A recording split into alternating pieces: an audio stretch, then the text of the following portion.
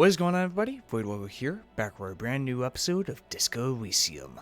Last time on, we talked to Titus and confronted him about the drug trade and all that, but unfortunately, really didn't get us anywhere besides just making him a bit more fearful of the mercenaries. We went ahead and talked to Joyce about it as well, and she gave us way more details about this mercenary unit that the colonel was a part of, the man hanged out in the back of the whirling wags. And these guys were hired by Twin Pines in order to deal with the Union, but it seems like the colonel got into a bit too much trouble with the Hardies, and, well, he was hanged by them. But, from what we can tell, they are planning to hold a, tribunal in order to decide the fate of the Hardies, which is more than likely going to end in execution of all 7 of them, which will cause a chain reaction that will cause a civil war between the Union and Twin Pines, which will cause more and more death, which is obviously what we want to prevent before it escalates too much. We went ahead and talked to the scab leader, who we've discerned by this point is one of the mercenaries, and we talked to him. Heck, we even gave a photo of his colonel's body, and he delved into the story about how he and his unit was back in some third world country on an island, and described to us horrible, horrible things, what they did as soldiers. By that point, I was pretty sure that the Hardies would be instantly killed by these guys. The Hardies are tough guys. They're street guys. They're bouncers. They're enforcers. That's what they are. These are mercenaries. And there's a big distinction between enforcers and mercenaries, especially mercenaries that have seen war before. The horrors of war and what it can do to a person's mind. And obviously, when we were talking to the scab leader, he's already quite gone, and they murdered his colonel. So obviously, we need to prevent that as soon as possible. We also did a couple of side things here and there. We also talked to Joyce once more about reality in order to get that task finished. And eventually, she told us a very important thing about this world. Something that we never guessed. Something that took this world from a very, different, but still relatively kind of the same as our Earth, into something much different. And that is the Pale. What the Pale is, from what I can discern, is kind of like a material that cuts off different continents. Like, it's not water, it's not an ocean. It's like this weird material that destroys your mind the longer you're in it. And it's cut off every single continent on this planet. Obviously, this is a big shock to us that this thing is, can destroy people's minds. And the thing is, it's growing, at a rate that we do not want. In fact, they haven't even gotten satellite images of their planet to see how big the Pale is, how much it covers this world surface, which was a huge shock. Honestly, mix that with the mercenaries, it has painted a very disturbing world, a grounded but still disturbing world. Yes, We've talked to many folks, and we know that Levishall is the remnants, or the remains of pretty much a former communist regime that was taken over, or shot down by the coalition, yes. And, obviously Martinez is the remnants of that, and is served as a reminder, as a message to other ideologies not to rise up, right? But it's so much more different when you find out about the Pale and the mercenaries. It just makes this world so much more disturbing. It's the best way I can really put it. But right now we're about to go and try to inflict our 40 on Titus. I even took off my glasses, which gave me a -1 on a 40. So hopefully I can succeed on this check, which I have every possible plus in. So let's go for it. And if that fails, well, we got other stuff we can do. We can check out the body once more, talk to other people. We have many things to do, but this is the one check I want to succeed on. Since this is like the main check. It's you again. He acknowledges you, gruff boy. Alright, Titus. 83. Come on. 83. Yes! You look around this room full of sweaty men, swearing, drinking, spitting out tobacco. Does this look familiar? Where have I seen this before? You believe the place was called Precinct 41. It was also filled with, almost exclusively, men. Sitting on desks, talking shit, and wasting time. I get it, Titus. You guys really are the authority around here. Huh? You must be. You're just like real cops, drinking beer and sitting around with your dicks in your hand. You got a problem with beer Yeah. now? Reason. Not quite there yet. Push on.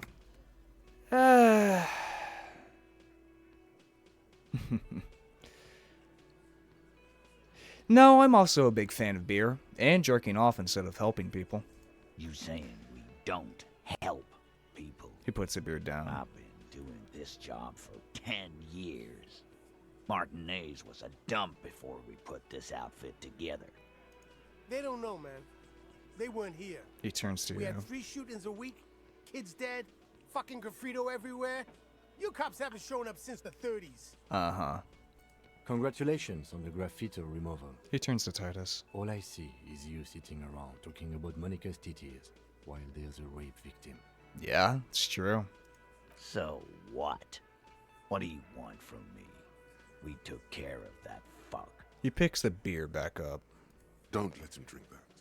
One more push. Quick. Just don't antagonize him. You have this already. Ooh, don't antagonize. Ooh, someone's been... Don't antagonize him. Someone's been raped. She needs counseling. We need to talk to her. Or, which one will antagonize him? It's not about who did it. I mean, if I say it's not about who did it, there would be like, oh, what? Why the fuck did I kill him then? Should I say someone's been raped? She needs counseling. Fuck, it's a 50-50. I'm going with this one. Titus? He looks at her. She stops mid-sentence. That's it. You got him. He's going to give it up, but on his terms. Alright. You want to talk to her, cop? Fine. I'm gonna let you talk to her, but you treat her with respect. Alright. If you don't, if you question her, harass her, Titus taps his chin with his freight fist. train of pain, buddy. Alright, Titus. What is her name? The lieutenant takes out his notes. Glacia, I'm on due. I She's see. staying here at the worrying rags, a real pretty one. Silvery jumpsuit. Her. Titus That's adjusts his I'm on cap. due with an O-U. Shit. The girl. The girl upstairs? That can't be her. She knows you drank so hard you forgot you were a cop. Yeah. Oh, it's her! It's definitely her! No. It's Miss Oranje, Fuck. disco dancer! God damn it. I can't do that. I'm fucking talked about it in your room and crying, said you don't remember reality. Oh, God. Miss Orion disco dancer? Sure, why not? Fuck. You've probably seen her around. He nods upstairs. God damn it. Why do I have to make the damn check? Yeah. You inexplicably add cool after the victim's name, with your eyes bulging like some wild beast. Your fingers are fidgeting and sweat starts forming on your brow as Titus looks at you oddly. Fuck. I don't understand what's so cool here. Nothing. He gives We you a just have sideways a few glance. more questions. Then we'll be on our way. Whatever you do, do not tell him you know her. That would sound off. Okay. Calm. Normal. Try to forget this little. The fucking second one. You know what? Yeah. Thank you. We'll talk to her. Remember what I said. Freight train of pain. He points his beer can at you. I'm gonna take off now. Okay. Honestly, I can understand Titus. He wants to protect this, girl that was raped from this Officer, monster. what was that? It was nothing. It's not nothing. You were coming apart at the seams. He looks you in the know eye. this old victim? I mean, no. Officer, before we interview this woman, is there something I should know? He's not leaving you a lot of room to back off from this. Whatever you do, don't do the first thing. I didn't rape her. She knows I did some pretty crazy stuff before I passed out. That I partied hard, and not very mental healthful way. So she overheard you? Or did you party together? So this is what it feels like to be interviewed. I got nothing to hide. What if you do, but you just don't remember that you do? I wouldn't do that. God damn it, I friend's suicide beforehand and waved my gun around. There's some shit Harry did before we became him. You'll get through it, you slippery fuck. Blast some insano at him. Throw him off. Fuck off, necktie. She overheard me listening to music and doing weird things from her room. It's the one next to yours. Anything else? She knows I didn't remember being a cop. Okay, that's manageable. I asked her where we were, what city is this, and maybe even what year. Something like that. That's clearly your interrogation technique. Anything else? I met her in the hallway after I woke up. Understood. You were not in good shape on Monday. Nothing. Let's move on. We'll be alright, officer. This is nothing. Thank you, Kim. You feel fortified by his assurance. It's going to be all right. Is it, though? Nothing? You're still in for a bumpy ride here. Try not to mess it up. I won't, damn it. Alright, let me get on my glasses, brother. Where is it? There it is. Put on the glasses.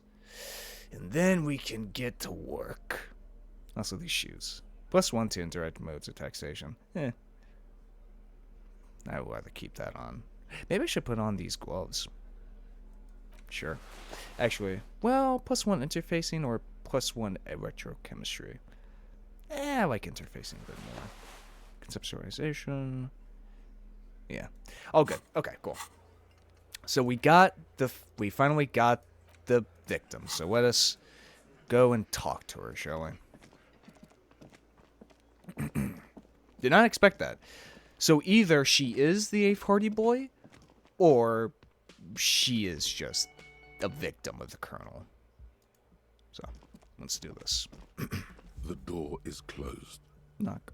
Who is it? A woman's voice answers, muffled by the door. Tired. Controlled. This is the police. Can we come in? Come on up. The door is open. She shouts. I'm drying my hair. Sounds like it's coming from upstairs somewhere. You could snoop around before going up. That's true. Perio's duty quos, woman's. Hotel bill calculations. Looks like she's had an extended stay. She's made around 4 months of payments for this room. Wow. Damn, that's a damn long time. Real long time. Window. In the yard below, a corpse hangs from the pine tree. This medicine cabinet is full of wares. Sheets of pills, haphazardly stacked, one on top of the other.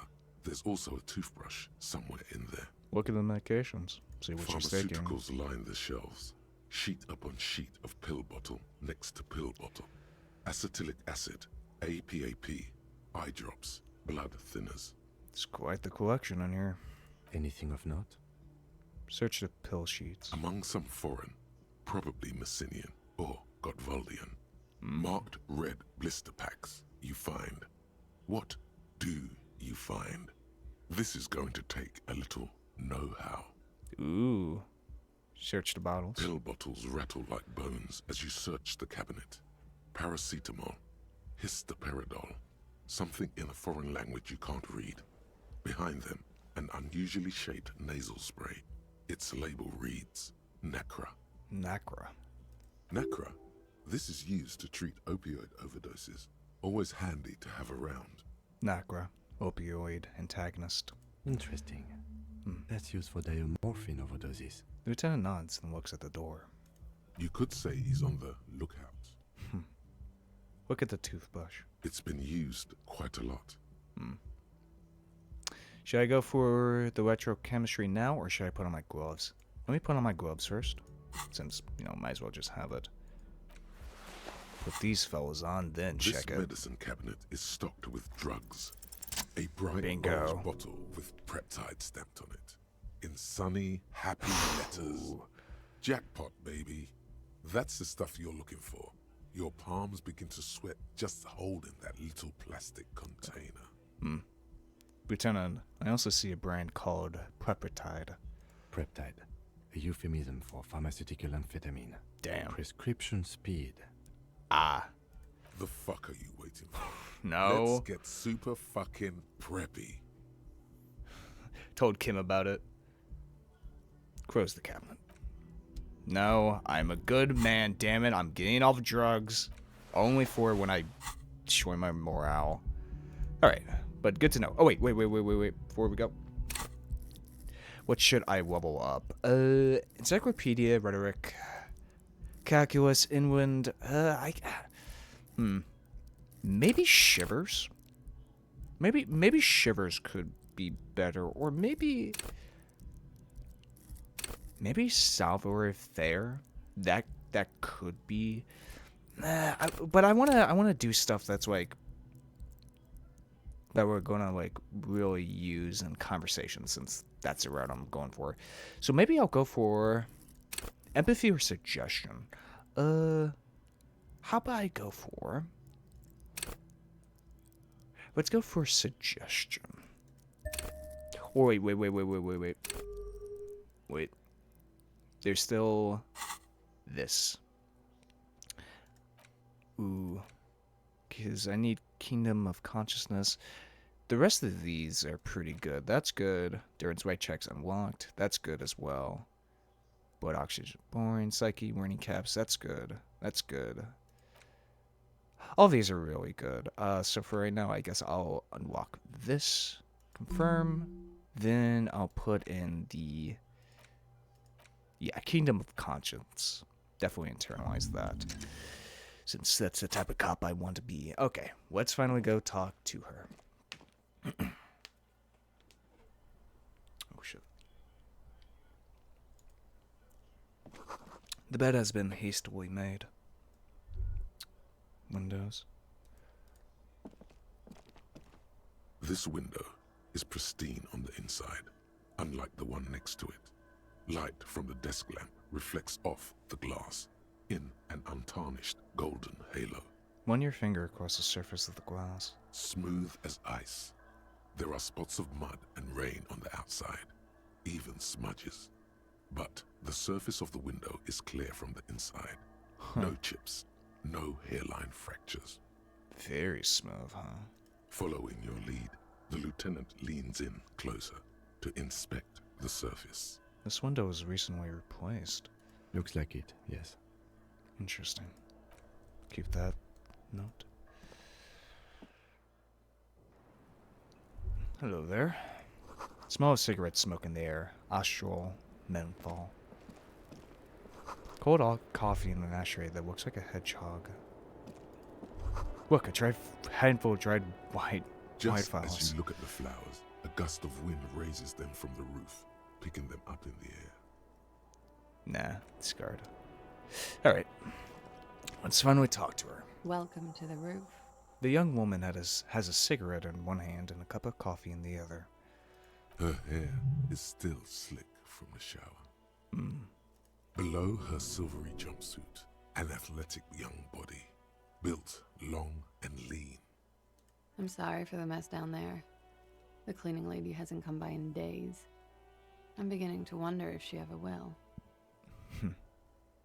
Is there a cleaning lady? Nice view you've got here. Nice? I don't know about that, officer. She looks north toward the yard. Where a ripe corpse still hangs from the tree, spotted with green and purple. The woman doesn't flinch, but there is something in her light brown eyes. A sadness. You mentioned a cleaning lady. I think I need one. Oh, yes. Legends of room number 1 have made their way around the building. They say a portal to hell has opened in there. It has. They also say it's why the cleaning lady quit. I'm Kim Kitsuragi. I'm a Lieutenant detective Stepson. from Precinct 57. I believe you have already met my colleague from Precinct 41. Have I ever? This is the biggest fan of ostentatious orchestrations I have seen in my life. And I have seen a few. Oh yeah, She declares. life gets hard, but we go on. The chorus of the 35 single, megaphoning the entire human race, instills you with the fuck it all swagger that prompts one to plow into grannies on your morning stroll. Truly. It's gone pretty hard in the meantime, but I go on. I can see that. She nods. I'm glad all this onward going has brought you to me. Miss, we are investigating the murder of the man who was hanged. He looks down The at the people yard. responsible have asked us to talk to you. Huh. I see. She takes a pensive drag of her menthol cigarette. Be careful. Ask something else first. When you go there, use Okay. words like, I hear you have been through something difficult. What's your name, miss, for the record? Clausier Amondou. And where are you from? Vredefort, Republic of Oranje. Verdefort, Orane. Okay. Wasn't the tattoo on the hanged man an Oranese map of the waterways? The thought begins to form in your head, then dissipates. Something for later. What is Ornier? A bad memory, officer. Understood, miss. It's the past. She takes a sip of People her coffee. can't go back to the past. Thankfully, it's implied. How old are you? I'm 28. She takes a drag. What do you do, miss? What is your specialization? Something stupid. What's that? Oranese lit. Ornese what? Oranese literature. It's what I studied at the university. She raises both eyebrows. What is Ornese literature about? Fear of failure, fear of death, how it sucks to be Oranese. All national literatures are... Only the name of the nation changes. If that's true, then Revacholian lit would fit you like a glove. Ornese wit, what do you do with it? Nothing. I do nothing with it. How do you make money, then? Money is very important. Show her some money. Cool. She I've looks at made Ronan more and money Rand. by just being than I have with Oranese lit. Bean what? Many things. A roller skating instructor, a secretary, Miss Oranje 37. She smiles. It's the world's most tired smile. Could we take a look at your passport, please? I'm afraid you can't, officer, Why is that? because it's buried in a sealed plastic bag at an undisclosed location on the coast, along with cash and airline tickets. Huh. Thank you for your candor. Why? They say so in your tourist brochure. Keep travel documents away from your person when west of the river. Huh. Pretty sure I have the legal right to the... How do I know? Because weird militia, doesn't have exact authority. How do I know you've told us your real name? If I were to lie to you, I would come up with a more mainstream name than Clausier Mondou. It's a weird name. Croise Amando. She seems to be telling the truth, sire. Okay, then. Okie dokie. She pours herself more coffee. If any of this made her nervous, it certainly doesn't show in her expression or her movements. Thank you. That's it for the record. The record. So official. Nice room you've got here. Yeah. It's pretty deluxe. What are you doing here in the whirling wags? I'm wintering. Wintering. How long have you been staying here? About 4 months. I came in November. Okay, matches. The bills downstairs concur. Why here? Here in the Whirling, here in Martinez, or here in Revachol? Here in Martinez. I heard this is where the washed-up disco has-beens go. Came to the right place. She looks at you and nods. The window is new. It is. She moves slightly to your left to check her reflection in it. The lieutenant makes a note in his notebook. He finds the answer unsatisfying.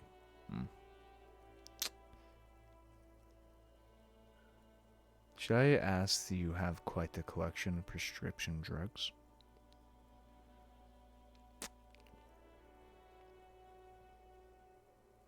Nah, that'll make her uneasy.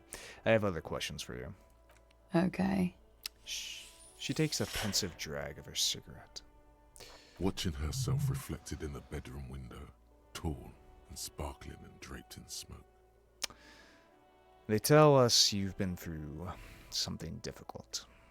Something difficult? She raises her eyebrows. I've been through at least half a dozen difficult things. Which one do you mean? Were you sexually assaulted, miss? By sexually assaulted, you mean raped? She takes a quick drag, unperturbed. Yes. It's a bit early in the morning for raped, isn't it? That's true. She sounds positively buoyant, vivacious, totally unbothered. Actually, it's already afternoon. Is it? Squinting, she takes a look around. The spring sun is high in the sky. People pass below. It is afternoon.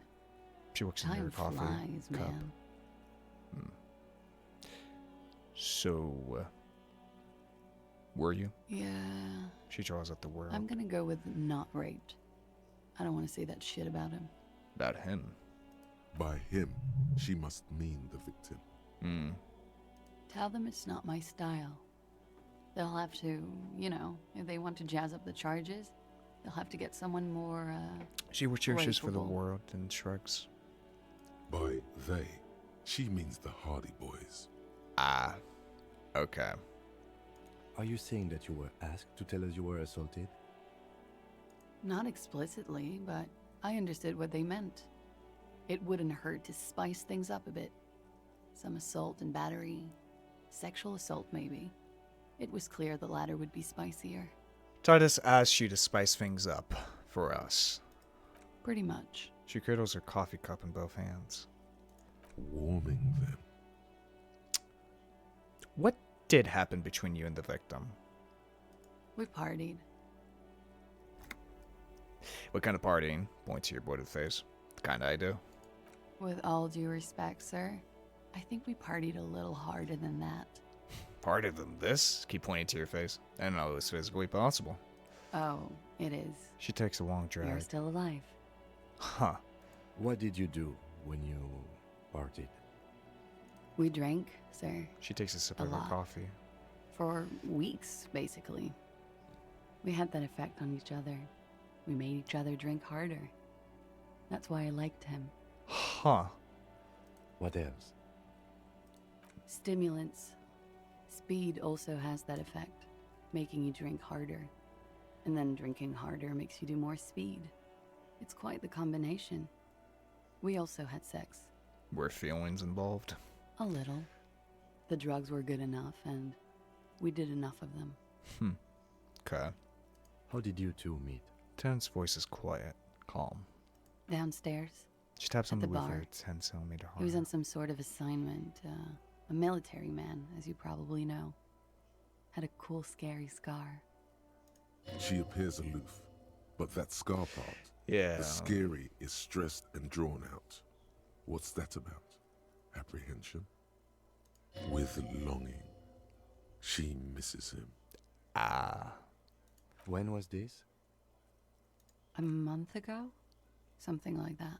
It must be hard for you, point to the yard, seeing him there all the time. Oh, yes. She says bit away. I have multiple viewpoints. From the roof, out of the bathroom window, in my dreams. Definitely dreams. A bitter cringe. It hurts. You look to the lieutenant. He takes a small step closer. You called us, the RCM. Yes. Ah. Bingo. Jackpot. The call, pointing the hanging. That was you. I made it. And I would appreciate She it if you nods. didn't tell everyone. In Martinez, they call it snitching. Bingo. Okay. Reporting crimes is confidential in Revachol, miss. The caller's voice was disguised. I didn't exactly disguise it. I just muffled the mic and nicked the landline a little. Nicked it how? With nail clippers. And I diverted some radio fuzz into it. Into the cold wire. Huh, okay. You were right to suspect there might be foul play involved with the broken phone line. And in the process, you broke the landline downstairs. Did I? She looks into her Well, coffee. I didn't mean to. I had no idea what I was doing. Okay. Jigsaw falling into place. This is satisfying. Yeah. Good catch. I appreciate the symmetry. Good shit. Nice. Okay. Still, that's pretty clever tampering. Simple and clever. Crossing the lines like that. Seems like you had some idea. That was enough to you. Thanks. She manages a smile.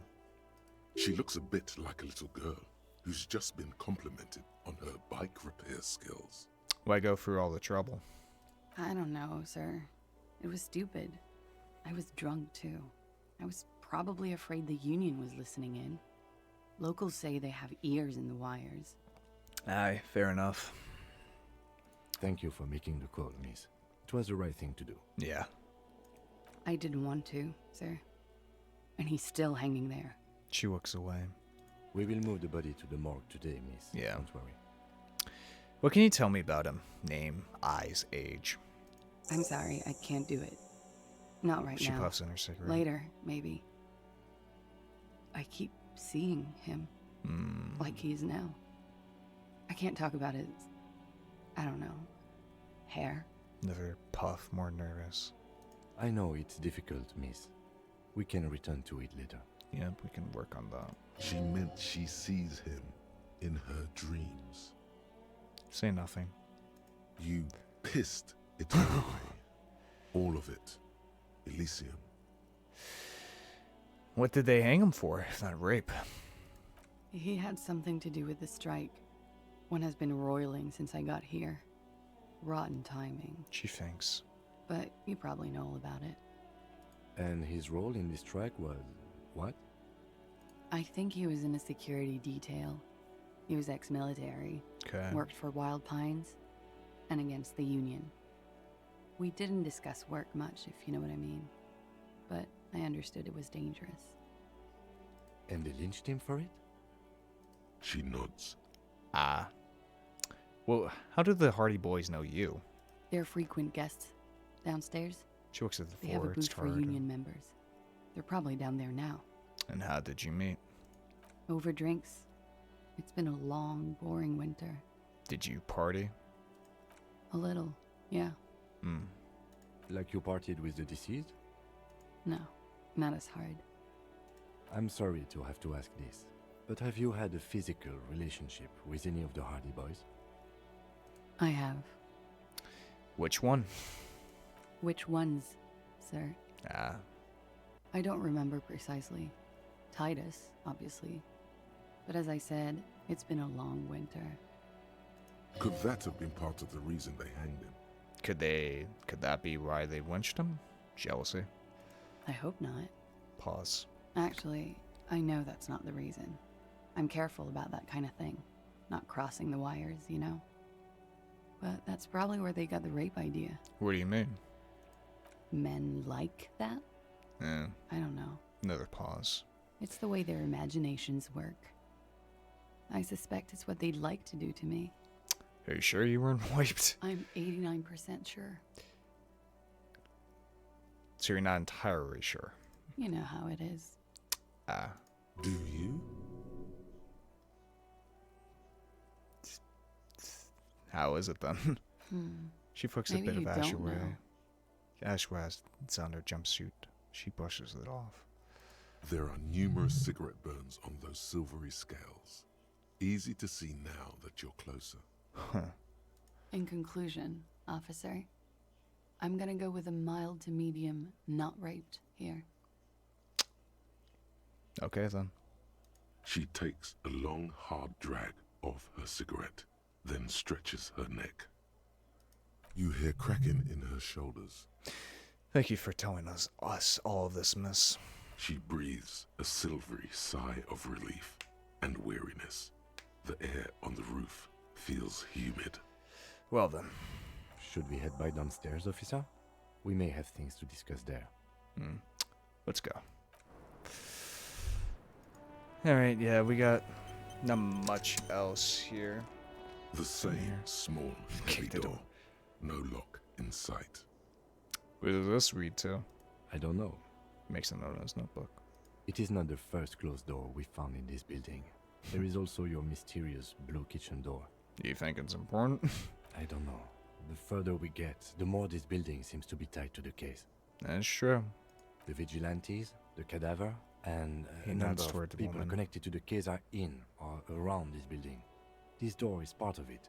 It's not unimportant. Try to push. It's barred from the inside.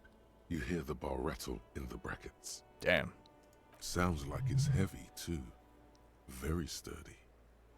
Must be something valuable inside to go through the trouble of protecting it. The door is very sturdy indeed. Physical instrument. Keep that in mind for later. Let's get out of here.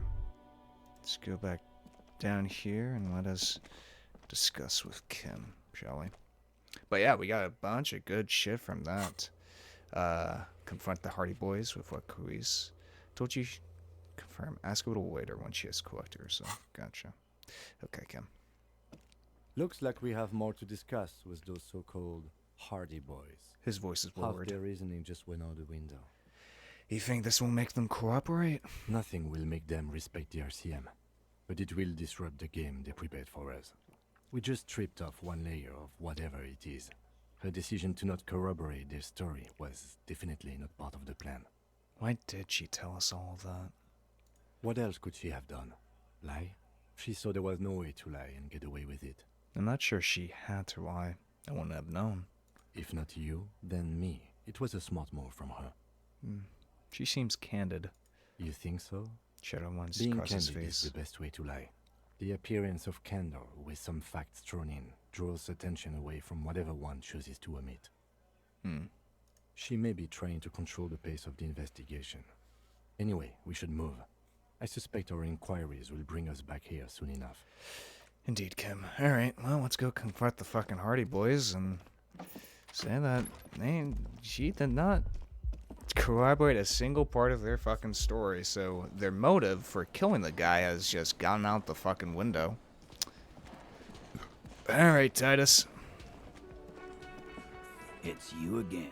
No, it's just What Grover. is it? Alright, you son of a bitch.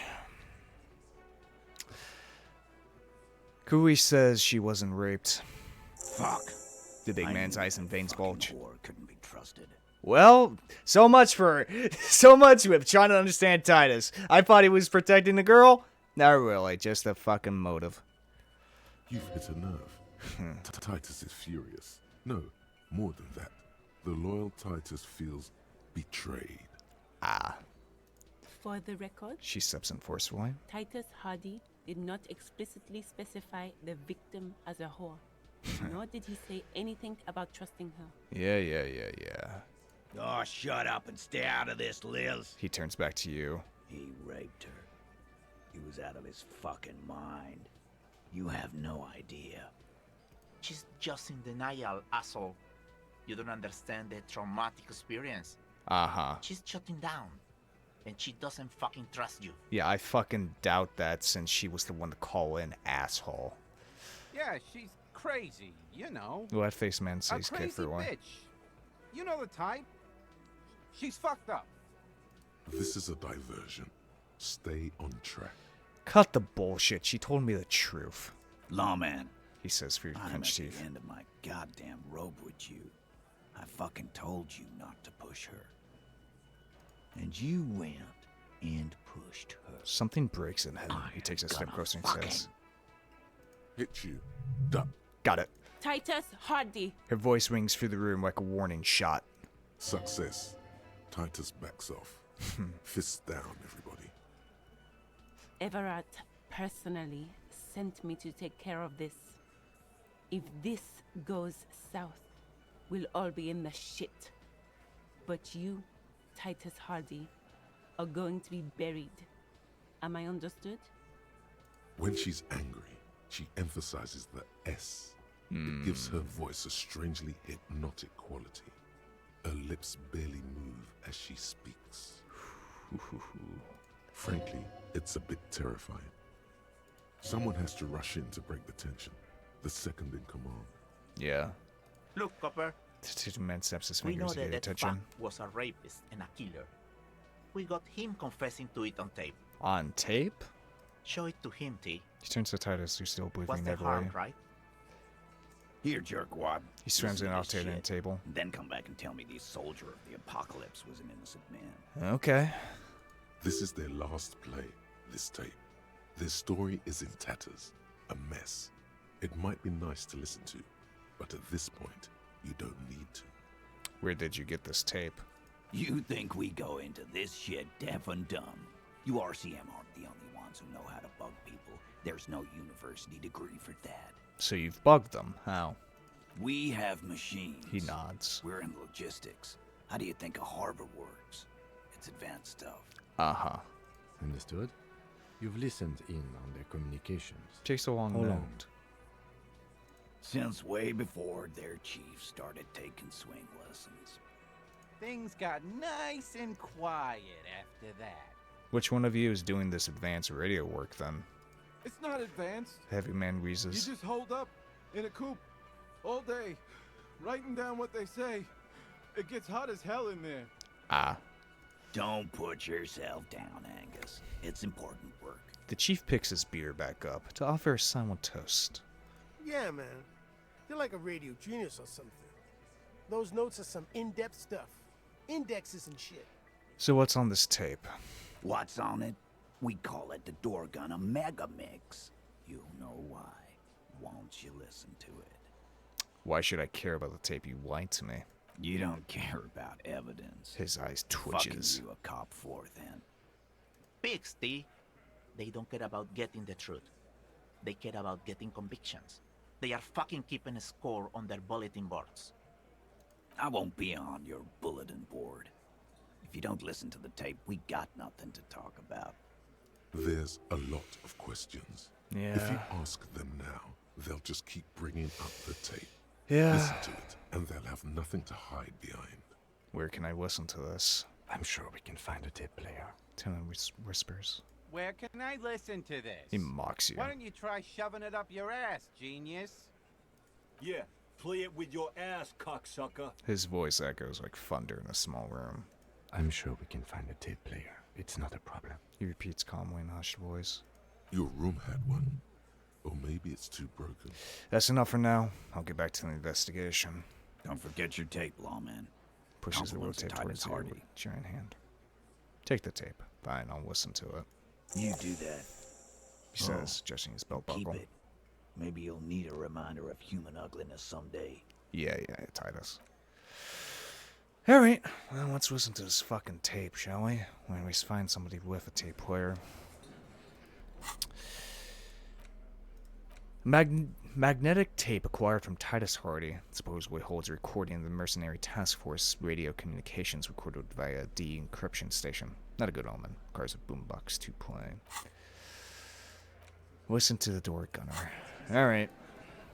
Let's go back to my room in order to fucking listen to it. once we listen to it, I doubt their story is just gonna break apart even fucking more. Hopefully I can fix this shit.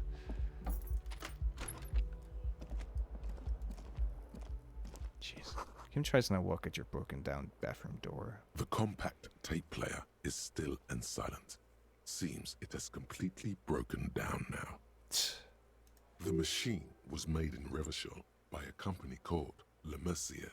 Their logo depicts the triple-towered Delta skyline. It was supposedly built to last. Well, so much for that. There's no fixing this one. Damn. This would have been very helpful with the Megamix. He tears the tape but player. it isn't anymore. Yeah. Any ideas? My kinema only comes with radio. He ponders. Let's try to find a new tape player. Perhaps we should talk to Roy at the pawn shop. He has stuff. Alright. To Roy it is then. Maybe we can... No. I wanna keep on this track of, question, because this is really fucking, like, we're really getting to it now. Like, thank God I managed to... Well, I pretty much did everything in my power to pass that damn authority check. Maybe... No. Let's focus on the here and now. Let's focus on going over to Roy's and trying to make sure of, like, seeing if he has a tape player. Hopefully it isn't super fucking expensive. Let's hope to God, because I need to get this damn tape. Hey, Roy. Hello. Let me know if I can help you with anything. I'm looking for something that plays a tape for police business. Yeah, we still have those boom boxes on the shelves. There it is. The boomboxes wait on the shelves. And your boombox, that gold and amber Harmon Waushi, stares at you longingly with its tape reel eyes. Shopkeep, the Stereo 8 approved machine here. Is the Harmon Waushi W2, made in Vespa, designed in Seoul, plays all reel-to-reel formats, 2mm, 8mm, 12mm. It's even got a little radio in there. It'll set you back 12 real. Can I get a discount on this boombox? A police discount? A discount? I do have to keep the lights on, man. It's 12 real. Remember, he doesn't like music. He likes sounds. Ooh. The Door Gunner Megamix is his type of tape. Certainly, he'd give you a discount if he knew you'd play something so experimental. Careful. You can only do this once. Ooh.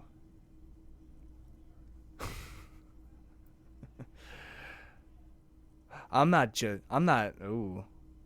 You like sounds. I'm not just doing any police work. I've got the Door Gunner Mega Mix here. An era-defining work. Let's do 4 real. 4 real is offensively low. Versus whips. But just this once. For the music, concrete, cop. Thanks for the discount, man. Here's the money for the boombox. And here you are. Quality sound reproduction on the go. Nice. It'll play anything, wherever. Turn any tape into a conversation of sounds and shapes. Gotcha. Good shit. Okay, nice. Now I have my... This is the reel-to-reel boombox of everyone's use. A little banged up, a little chipped. Honestly, not that loud either. Looks cool, though. Excels at being carried on the shoulder, wanting to play audio tape items and blast music into the face of unsuspecting strangers. Hey, good shit. Okay. How about we just go over here? Looks like nobody around here, so I say we play it right here, fella. The porter reel is just what you needed. The reels attach to the apparatus with a satisfying click. The tape is routed behind the magnetic reader. Play the tape. You push command set, and the tape starts spinning. Violent static and machine sounds fill the air. This isn't Revachol. My This is a voice fucking says village. I can almost see the elephants. another loud screech, some kind of machinery. The harbor. The lieutenant takes out That's his the notebook. son of a Valson crane. Ah. More When static. this shit is done, I'm gonna tear that place up. Soldier of the Apocalypse style. Kill shit. Dogs and chickens too. Huh. Gonna run a room, Cordy. A real nice. This part is unintelligible. Jam. I don't give a shit. I'm fucking done. I'm done mentally. I'll fucking do them all in. Rape that disco cunt on the counter. You know, the dance a whore upstairs. Do it Kohoi style. This just sounds like one of the Hardy Boys doing a fucking voice. Never did get that taste out of my mouth. A quick, then silence. The rest of the tape is empty. The lieutenant presses the button marked Arete on your portal reel. The tape stops spinning. What was that at the very end? Silence? End of recording. What do you think? It seemed authentic enough. Probably recorded off the shortwave, then edited to seem more incriminating. He sounded like he was on patrol around the harbor walls. I agree. He also sounded inebriated. Pairs up with what Still. Takario looks at tape. You're familiar with this work now. It's his work of suspicion. There's more going on here than we know. Ooh. Who's this Corty? Corty could be short for Cortenard, one of the other mercenaries, the one he was talking to. Probably the mountain at the harbor gates. Mr. Right to Work. What's Koho? A village on the Samaran Isola, in South Safri. Grad committed war crimes there, the kind of thing he talks about. You think he was there? Who knows? Maybe the tattoos would have an answer. We would need to know the story of this man's service. Yeah. A symbol of soldier of the apocalypse style conduct in a civil environment. Okay then, what now? I think we've got a few more questions for class here, don't you? He looks around. This seems to contradict her testimony, at least to some degree. Cool.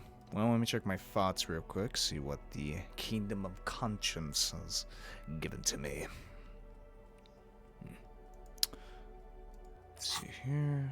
Talk to her about that. Yep. Let me check my thoughts though. It's weird, I can't click on it. Oh wait, there we go. Kingdom of Conscience.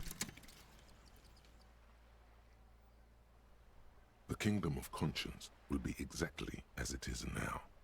Moralists don't really have beliefs. Sometimes they stumble on one, like on a child's toy left on the carpet. The toy must be put away immediately, and the child reprimanded. Centrism isn't change, not even incremental change. It is control over yourself and the world. Exercise it. Look up at the sky, at the dark shapes of the coalition airships hanging there. Ask yourself, is there something sinister in moralism? And then answer, no. God is in his heaven. Everything is normal on Earth. Moralist dialogue. Actions heal +1. Warning cap for evolution. Waste to 5 and logic. Nice.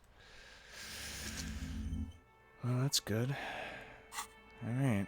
Well, let's go ahead and go back to Corliss. Officer, it's a fine day for questions. Titus Hardy gave us a recording where the deceased states his intention to commit rape. She puts her coffee cup down with a soft ring as the porcelain meets the metal table. Did he? Smile flirts across his face. I never said he was a good man, or that he had good intentions. Only that he was never bad to me. Now here's the thing. Did he rape the 8th Hardy boy? And they're just covering up and just made the far girl be Khalees, since they don't want the public to know that there's an 8th Hardy boy. I'm thinking that's what this is. She doesn't care. If anything, she sounds amused. In this tape, she specifically identifies you as the target. Where did they get this recording exactly? It's intercepted radio chatter of the deceased, recorded via a de-encryption station. It's authentic enough. Does he say he's gonna do it Soldier of the Apocalypse style? She arches her brow. Those are the exact words he used. Yeah. That was practically his pickup line. She picks the cup back up. Did he say whores a lot? Was he pretty much on the verge of doing it Kohoi style? Yes, the word kohoi was mentioned. He wasn't actually there. He didn't do a tour, or at least didn't tell me he did. Would have been overkill anyway. He lived his own little kohoi. It wasn't his everything. Why say things like that? Machismo? Yes, was he bragging? Oh no, I'm pretty sure he did all those things. Then integrated them into his idea of normalcy. To keep on living. Until they just sort of turn into his, She thinks. What's the word I'm looking for? She's quite observant about the human character. Trained to observe, even. Did you learn this from studying Ordinese wit? Sounds psychological. People who go to university know how to use words like internalize and integrate, officer. Now, what was that expression? She's still looking for it. There's more to this. She has an index in her head of pathologies and how to exploit them. I can almost see her turn the pages. Not coping mechanism. Persona. Running joke. I was gonna say running joke. And it sounds like you didn't even get the good bits. Lely's punchlines got way, way funkier than that. He was like the Seminoles conflict, the Kohoi massacre, and the 36 famine in Yezut all rolled into one person, then cast in Orani ceramic armor, which he wore in bed and in the shower. Damn. Weren't you afraid? Afraid of what? That tape the Hardy boys recorded? Your mother probably never told you this, but girls are evil. Had I the physical robustness and social support, I'd be in Kohoi. I would be tearing it up Soldier of the Apocalypse style. Did he tell you he had actually done any of those things? In Martinez, I mean? Yeah, I mean, he probably did some of those things, but, you know, is he just bragging for the sake of it? No. We were too busy laying waste to our own nervous systems to direct any of the fury outward. She thinks. He seemed happy, I guess. At ease. As much as a man like him could be. There is a small measure of pride in her that she could quell the rage in such a being. What kind of man was he? Before you go, ask for details. She seems okay to talk about it. Got it. Thank you for clearing that up, miss. Whenever you're ready. I'm interested to hear what Titus Hardy has to say now. I want to know what type of man this colonel was. She takes a very small sip of her coffee and smiles. Now that you've had some time, can you tell us more about the victim? Like, for example, his name? Yeah. Actually, officer, I didn't know his name. I just called him Lely. Lely, okay. A nickname? I guess. He came from Lelystad. It's short for that. And it was his army name, apparently. He said his real name wasn't his. I tried to pry it out of him, but it was no use. Wasn't his, huh? Lelystad. That's a good start. Lieutenant writes it down in his notebook. It just occurred to me. Starts staring out back We beside still haven't performed the field autopsy on the deceased. The questions I have assume some kind of foreknowledge on our part. I suggest we go and perform it now, and return once we've brought ourselves up to date. Okay, let's go. Excuse the delay, miss. The situation will be addressed now. We'll be back soon. Alright, let's finally... The young woman nods, then proceeds to feed herself another cigarette as you leave. Alright, we gotta get the fucking body down somehow. That's the biggest problem of, like, how the fuck do we get it down? Damn, hugged by the damn fucking thing. I gotta get somebody fucking do it for us. Because obviously we're not most physically fit, but, like, we gotta do it somehow. Alright, let's fucking haul ass. Let's finally get this son of a bitch colonel off the damn tree. Somehow, at least. Let me just check. Ask her again about the hanged man. Okay. to the autopsy finally. Or try to get the fucking body down. The man before you is naked, but for a pair of underpants and white boots. We need to talk His about skin- getting down again. Yes, we do. The lieutenant inspects the belt as far as mine before me. That's it. We have to ask for help from the harbor. Commit to it. Okay. He looks They at do the have the belt. tools and the man. And since it looks like they put him there... They can get him down too. Besides. Okay. Let's do it in the lousy, dangerous way.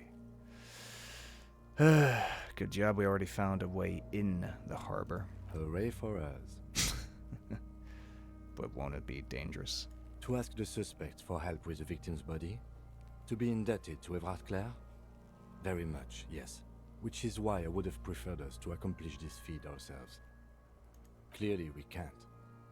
Suck my dick, bitches! Shut up, Kuno. Let's get to it then. I mean, we got no one else. Like, we are going to be in this fucking debt, yes, but like we've already done so much shit for Claire by this point. And, well, as we talked to Ruben, I think that was his name, pretty sure. Pretty much everyone's indebted to fucking Everard in some way. I mean, that's how he gets to you.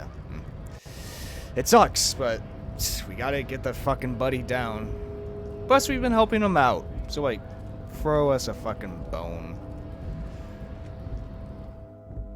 Plus, I still need to get my fucking gun from him as well, and I'm already do so much shit for him. Might as well be his fucking lackey. But what can you do at this point, eh? I wonder if I can pick up this bottle. Don't I have a bag? Do have a bag. Well, let's pick up this one bottle, shall we?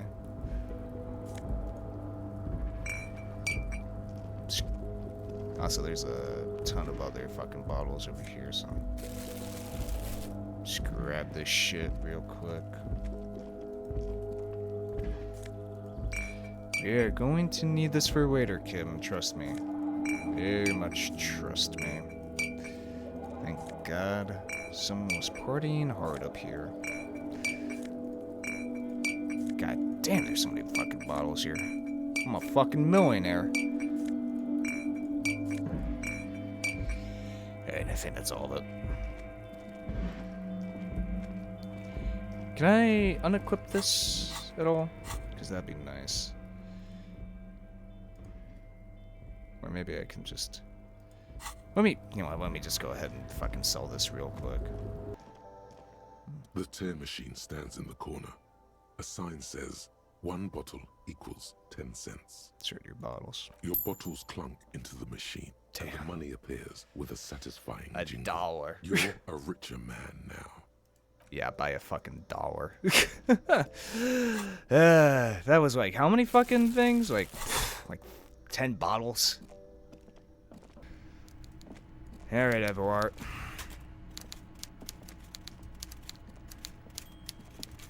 Mr. Dubois, every Smiles my way. worker, member of the board. Yep. How can I help you today? Could you help me get a dead body down from a tree?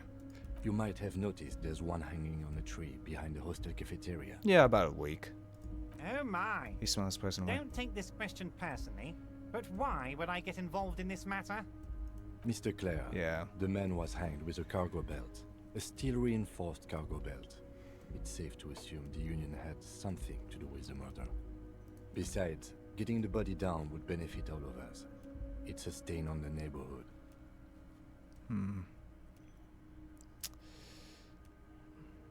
You're a community leader. Help your community out.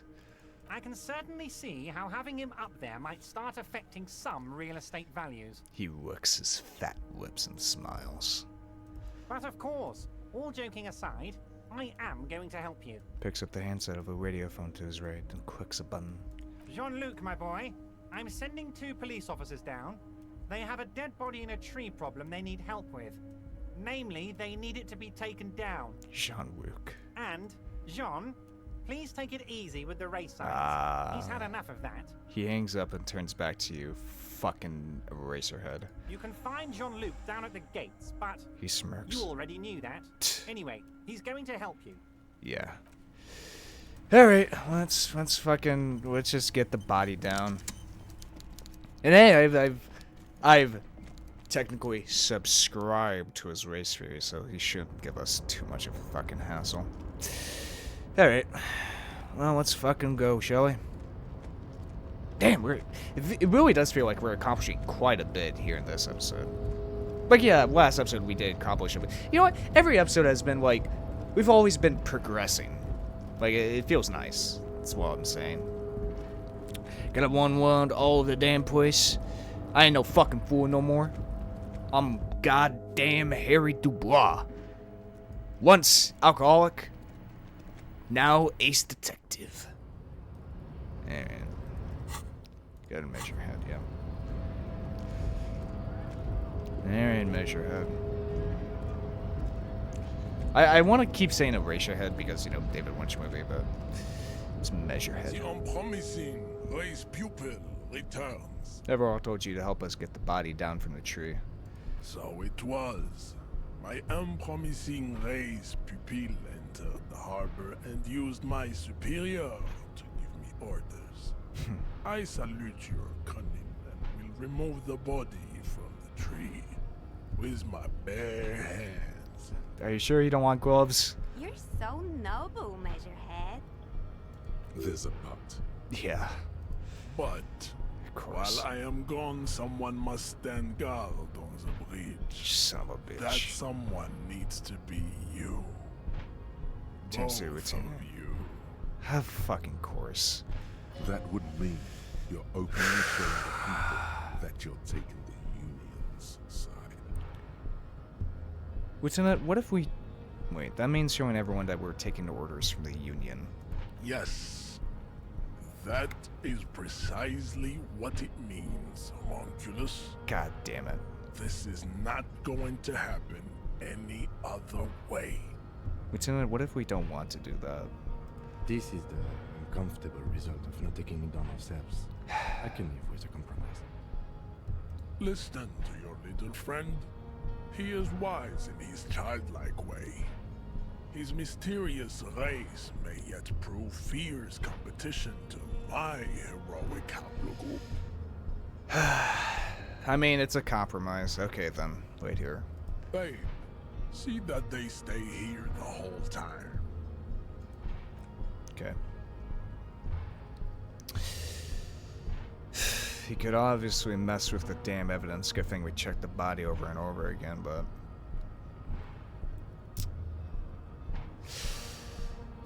The woman's gaze follows Measurehead as he leaves. Well then. So, you guys are like cops or something? Why are you with Measurehead? Look at him. His craniometric perfection. Are you cops or what? We're just trying to keep things from going to shit. Have you ever thought that maybe things should go to shit? The woman I'm twirls catchy, by the hair. way. You hear that? That's Didn't sound. tell if it hurts your heart. He's breaking something. He's breaking the fucking tree. Yeah, Jean-Luc must be really tearing it up over there. I wish I could see it. I don't. I've seen enough of that dead body already.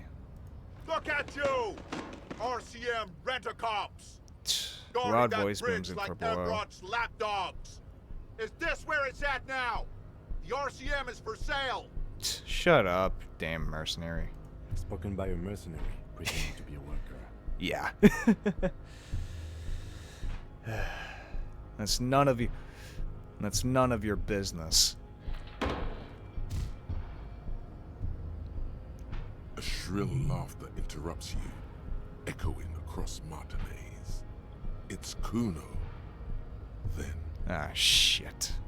The man turns to look behind him at the behemoth appearing around the corner, approaching him, walking past him. Don't fucking do it. Okay. Well, at least we got the fucking body down. The corpse has been removed from the tree. He brushes wood flakes off his hands. Stand down and congratulate yourself. You have sided with Ray's victory today. Thank you for your cooperation, Measurehead. Farewell, Hamsonwich. You are a Union man from now on. Indeed. Let's fucking go. Let's hope he didn't fucking... No, get rid of the boots or whatever.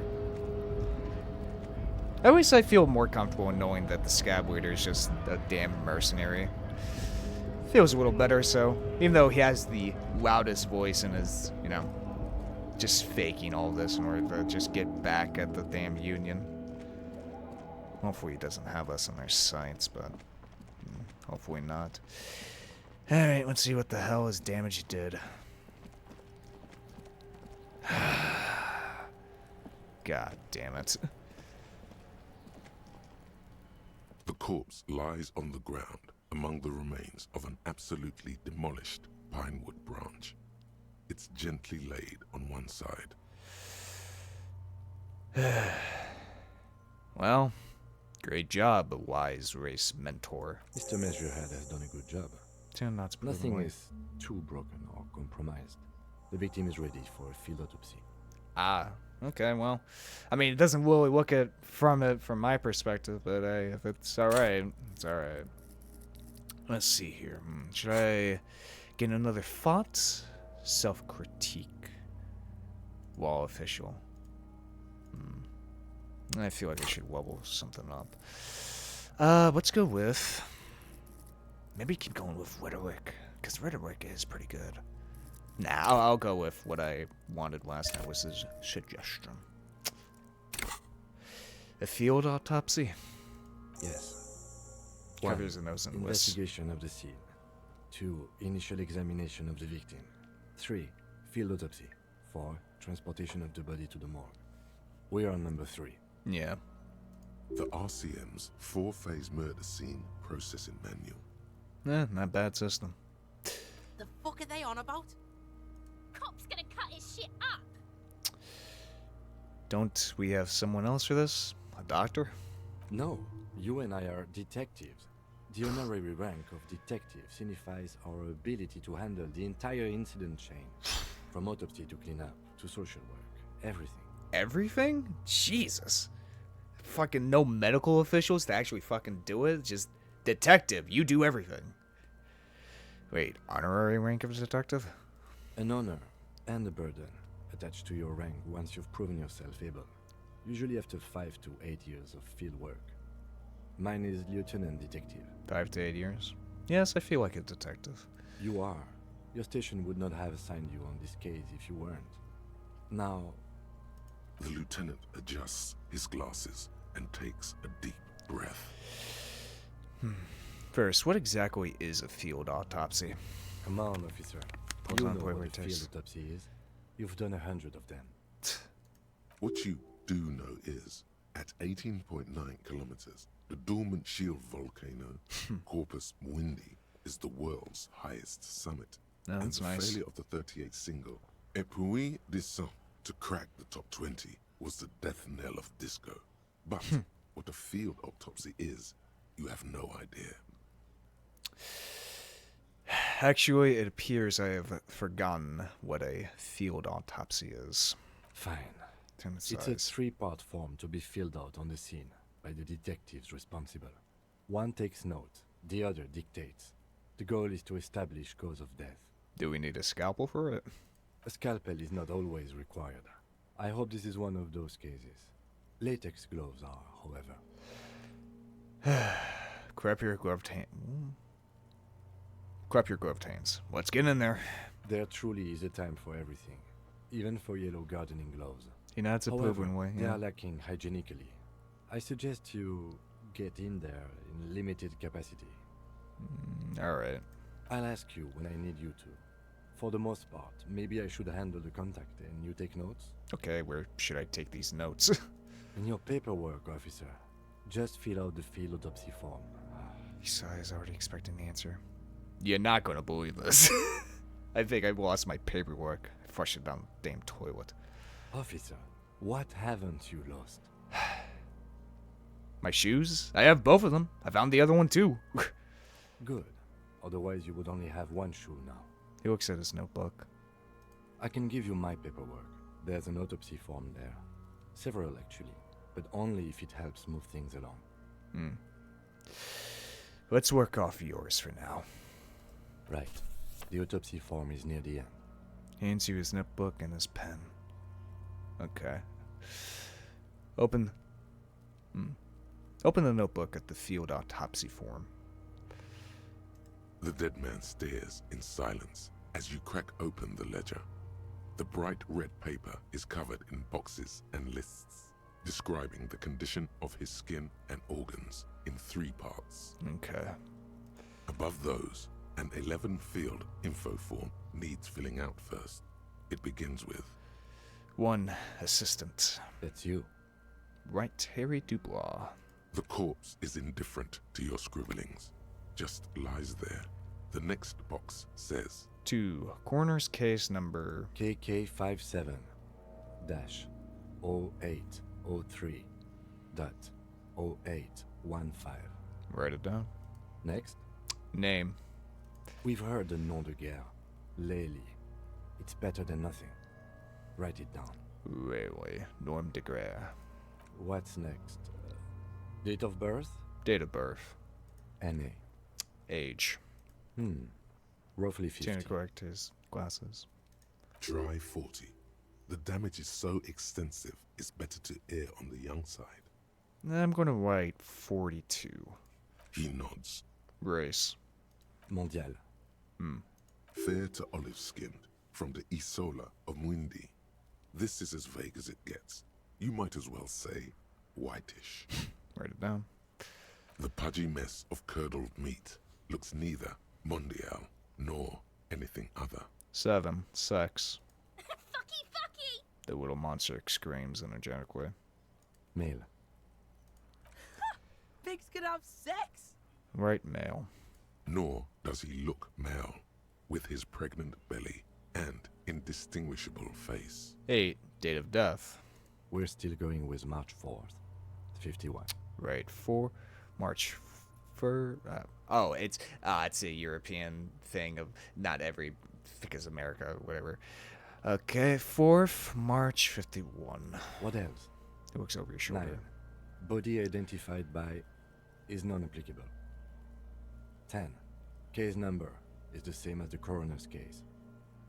KK 57 0503 0815 listens motionless, with the cargo belt still around his neck. Only 1 box remains. 11 evidence of treatment. None. At least not after the initial examination. What exactly is treatment anyway? Interfering with the body's position or wounds post-mortem. Ah. How did you not know that? Aren't you a cop? You're leaving a weak impression here. Say something sure-handed. Don't overdo it. It's okay to be unsure. I'm not so sure. Didn't the footsteps look like he was carried over? They'd have to have incapacitated and carried him over. This man was more than a match for untrained dogwalkers. Places his hand on dead man's chest as if in preparation. Your central nervous system recognizes this gesture. It's the stations of the breath. Ooh. Ecclesiastic, religious in nature, a holdout from pre-Delorian burial rites. It takes him 2 seconds to perform. Then, somewhere in Jamrock North, a small wood shed behind Rosencrantz Row, Lieutenant Nick Feuerbach puts his hand to the chest of a small corpse, no larger than a monkey. It's raining outside, light drizzle. There is darkness in the shed. Huh. Elsewhere yet, an obese female sits in a wicker chair, her silhouette bull-like against the window. Outside, Grand Coudon. The day is turning dim for Sergeant Mac Dawson. Hand extended, he approaches, to make sure she is dead more than anything else. And so, all across Jamrock, Coal City, GRIH, 42 deceased persons found today. 42 stations of breath.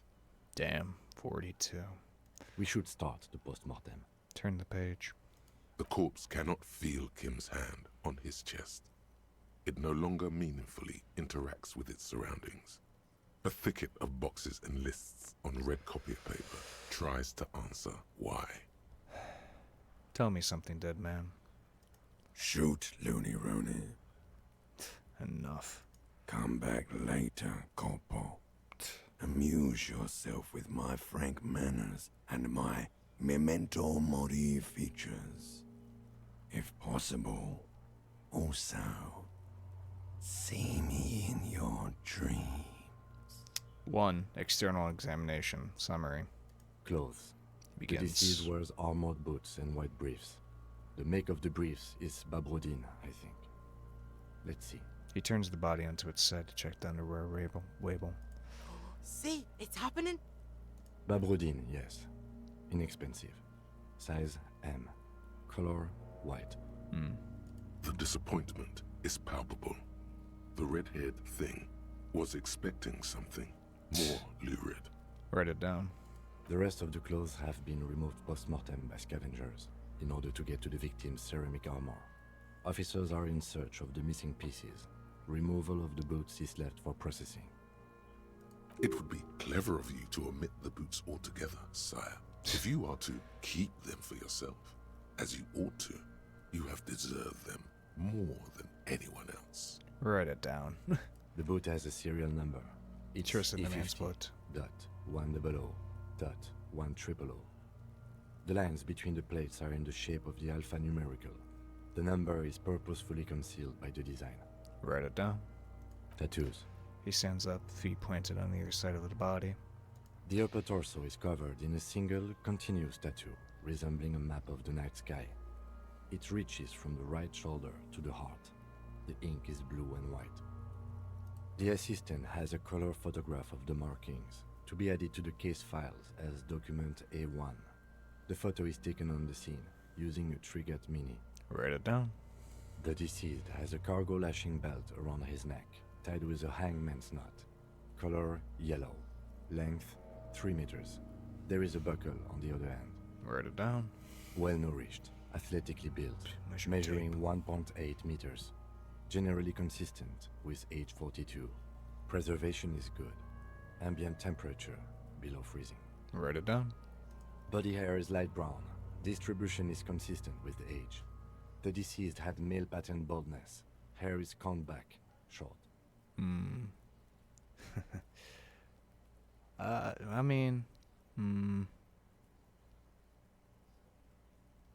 Touch the corpse's hair before moving on. The hair under your latex fingers feels cold to touch, wet.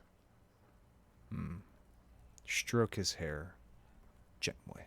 The stench is suffocating. Strands of dark brown hair start sticking to the latex of the glove, like thread off a rag doll's head. There must be brilliantine in there. He's combed his hair back with oil.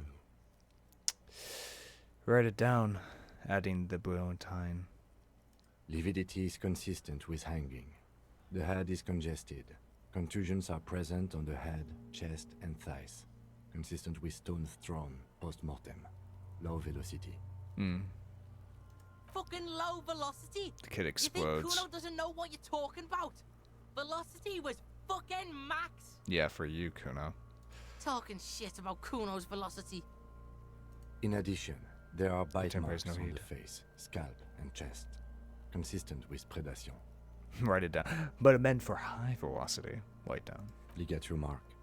The lieutenant produces a small folding knife, with the other hand pulling on the belt. He starts cutting into the polyester. The stench is horrid.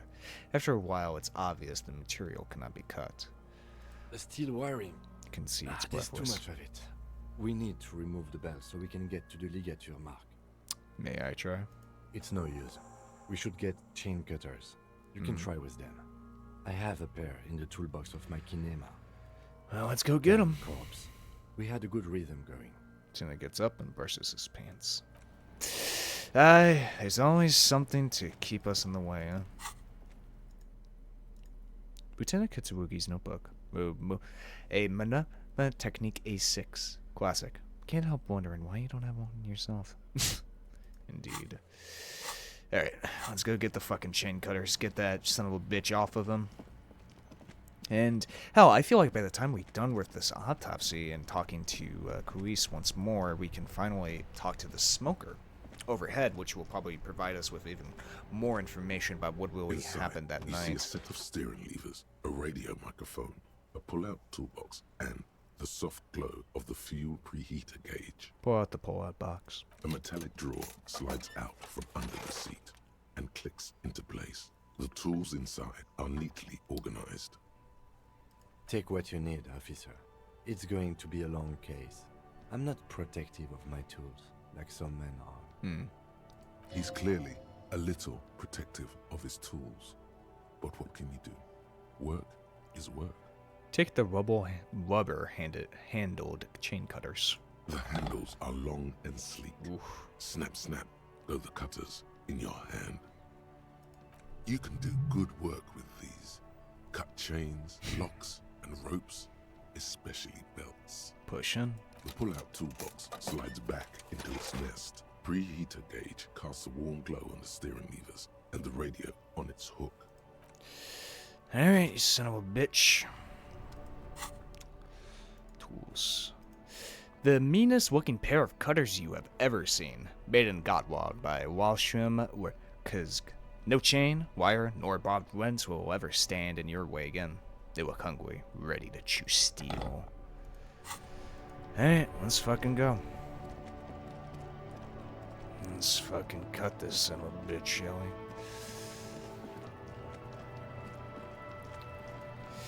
Cut your fucking belt off. The rotting man lies on his side with his eyes looking straight through you. His body is supine and open to intrusion by autopsy. The lieutenant adjusts his glasses and takes a deep breath. External examination. Now that we have the chain cutters, let's cut the belt.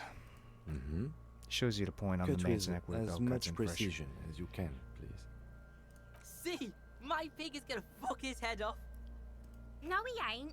Your pig's a boring fuck. Look for a good spot to cut.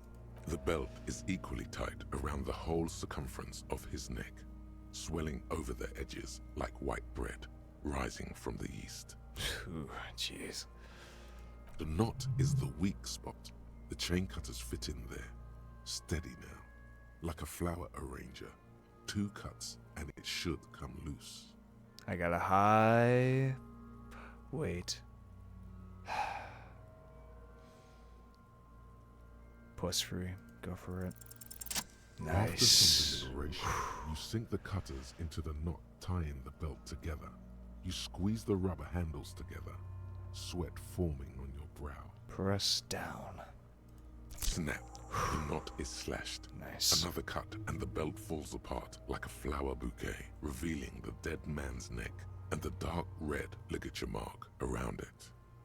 The rope rises to a point, leaving a gap in the ligature mark. The suspension point is in the back of the neck. The lieutenant has kneeled closer, running his finger around the dark red groove till there's a gap. Hemorrhaging is observed on the skin, above and below the ligature mark. The mark is well pronounced, consistent with a drop from 1 or 1.5 meters. Write it down. Chest is intact. He presses Normal down on contour. Abdomen is protuberant. Pelvis intact. Genitalia... Oh, here we go. He pulls down the man's underpants. No! Let's get out and see! I fucking knew it! This is clearly what they've been waiting for, ever since the autopsy began. The lieutenant is trying to make it as boring as possible. Of course. Genitalia is male and unremarkable. No evidence of injury. I'm not going to inspect the generals with fucking coon around here. Write it down and move on. Back is symmetrical and intact. He struggles to Upper and corpse lower inside. extremities are intact, but asymmetrical. There are combat injuries on the right hand, thigh, and hip. Definitely soldier. In addition, I see smaller, residual scars, too numerous to count. covering about 30% of his skin. 30%. From wounds sustained over 2, maybe more decades, dispersal and accumulation indicates long and active combat duty. This scarring is extensive, way more than law officials. Mm-hmm. He nods. We have a real museum here. Of battles, wars. Write it down. Last item. Hands. He takes the man's right hand in his, expects it, then moves on to the other hand. Pick up the hand. His flesh is cold, icy. Ooh. Pleased to meet you. Where are you from and what's your name? My name is... I'm only fucking with you. I know where you're from. From Cappadocia. And your name is Il Corbo. What can I do you for, Il Corbo de Cappadocia? It's good to hold your hand. Shweken when I stroked your hair. I did, Kobo. I did. Reminded me of when I was just a small boy, before this happened to my face and my body. You did me a kindness there. We should do this more often. Be close like this, I mean. Hands are clean. No Lieutenant sign of concludes. injury from struggling. The man's fingers slip from your hand, cold and sausage-white. Were we expecting any? I was. Maybe I'm just not seeing them. Honestly, this stench is making it hard for me to think at the moment. Write it down. So he's probably passed out when they got him and hung him while he's fucking out cold. Ooh. Partying. Turns to his side to believe it's not enough. For the external. Yeah. She Well sees his face done. and sweep a jacket. What next? Weird and muffled voice. 2. Internal examination. Summary.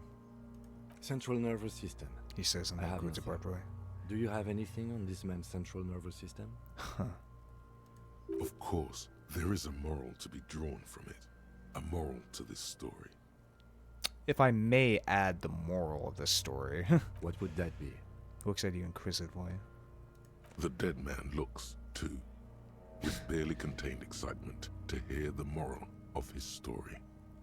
The brain is very vulnerable to compromises in its blood supply.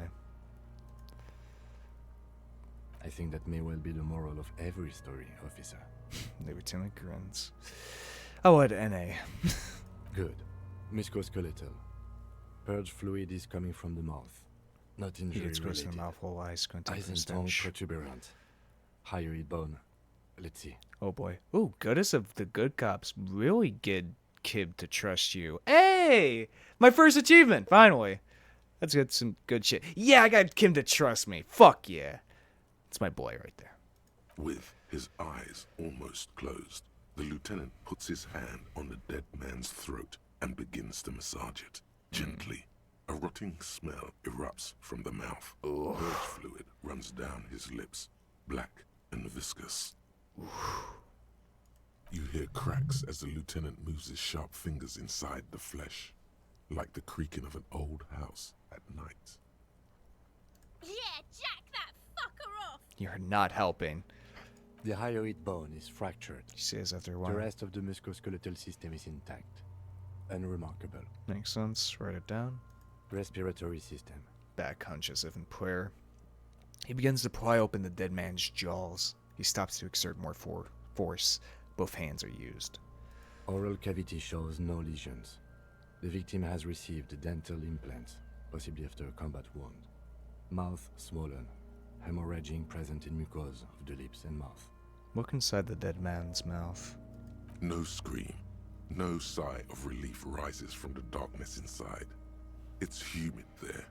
Sickly sweet air, unlike anything living. You feel like you're about to throw up again. Ooh. Straight in that mouth of his. Yeah, I better not look deeper. Write it down. Hepatobiliary. NA. He wipes his brow. Why? Don't we have any? Why? Don't we have anything? Are you a hepatobiliary expert? Looks at the corpse's stomach with a mixture of tiredness and disgust.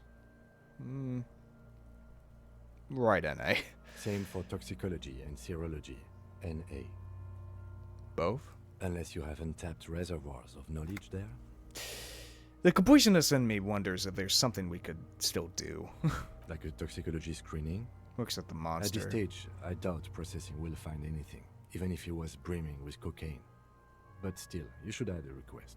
Write NA and add toxicology requested. Hey, it's nice to scan for toxicology since we got from the girl that he was partying, so we can corroborate with that story if he had been partying for the past couple months. Cardiovascular. The body exhibits lividity in the lower extremities, feet, hands, and neck, visually consistent with the hanging. Write it down. Gastrointestinal.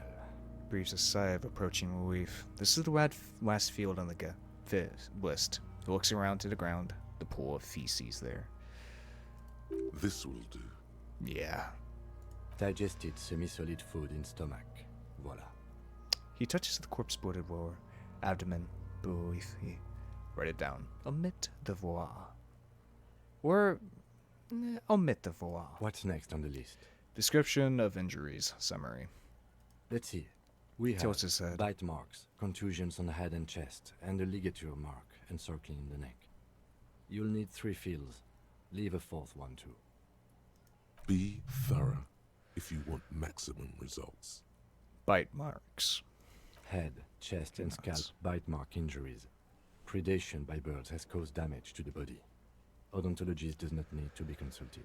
Write it down. And your opinion, officer? Beneath the description, there are 2 boxes waiting to be tickled. B. Non-fatal. Post-mortem. Agreed. Next injury? Contusions. So, the scalp bleeds from a post-mortem head injury, a stone. The injury does not have the rim of an early inflammatory response. The perpetrator on the scene has confessed to causing it post-mortem. Yep. At maximum velocity, fucko! Yeah. Has confessed to causing it at maximum velocity. Write it down. Coagulated blood sticks to his scalp and chest, where the countless stones have hit the dead man. Beneath, the description of injury. 2 boxes. B. Non-fatal. Post-mortem. Right. Next? What's the 4th injury field for? Nothing. Just in case. Ligature mark. A dark red abraded ligature mark encircling the neck, with a gap on the nape measuring, let's say, 7 centimeters. The hyoid bone is fractured, the cervical column intact. I see hemorrhaging on the skin, above and below the ligature mark. Depth of the mark, 1 centimeter. No signs of clawing on the neck. Write it down. Below the note, 2 customary boxes wait to be ticked. The man's head jerks to the side. The ring around his neck is visible. Think for a moment. There's time. Don't rush.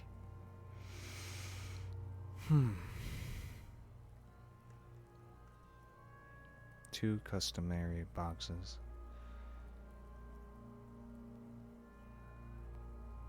B. Non-fatal. Post-mortem. We don't exactly know if it was the hanging that killed him. Tenant fall silent above the way. He is deep in thought, eyes fixed on the bright red ring around the dead man's neck. Why do you say that? I'm serious. I don't think this was the injury that killed him. Okay. Why don't you think it was fatal? Why weren't his hands tied? A big man like this, I would tie his hands when marching him to the gallows. Honestly, I'm not sure there weren't marks on his wrist. That part got blurry for me. The stench. He covers his mouth. But you're right, I was ready to call this. Now I think we should leave it empty, at least for the time being. Yeah. Let's wrap this up. I pronounce this field autopsy over. He produces a small black plastic roll from his jacket. Body bag. Let's wrap. Okay. What now? Or, first how did it go? It was an irregular field autopsy. We did not establish cause of death, which is supposed to be the goal of an autopsy. But, personally, I do not see this as a parameter for success. We also requested a toxicological screening. That was thorough. The results should arrive in a couple of weeks, if we are lucky. I will not hold my breath. What else? We were thorough with the list of injuries, too. We described them all in detail. What is there to say? Given the circumstances, it It was a professional field autopsy. Good shit. What now? Give him back his notebook. Now? Talk Now to we him. put him in a body bag and I drive him to Forborg for processing. The lieutenant looks at the dead man one more time, then at his notebook, then at the corpse again. He's thinking, did I miss something? You tilt your head, also looking at the corpse. I feel like we've gotten everything from him. I'm sure we didn't get everything. There's always something. Perception 4. Didn't establish probable. Try to remove the den.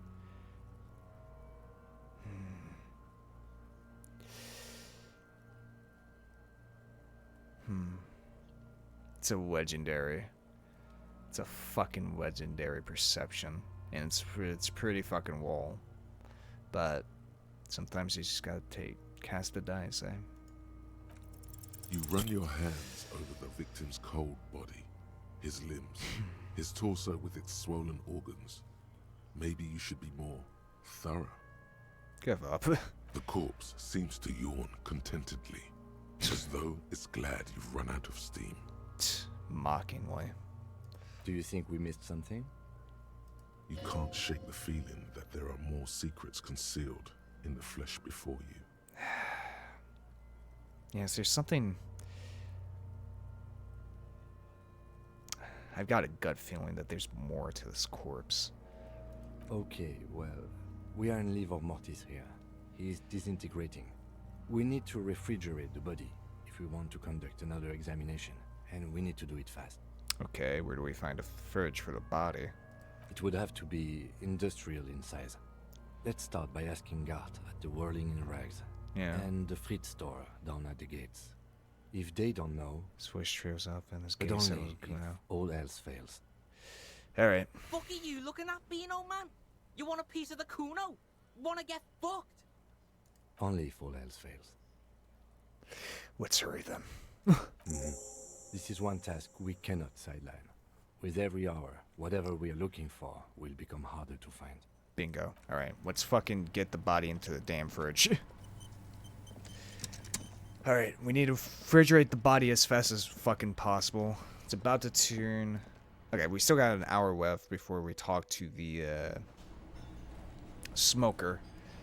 But let's see if we can get the body in the fridge. Over here.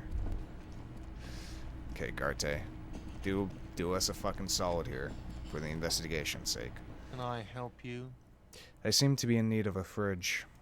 Yes, yes. For the dead body. You want to put a dead corpse into my fridge, right? Come on, Garte. Correct him.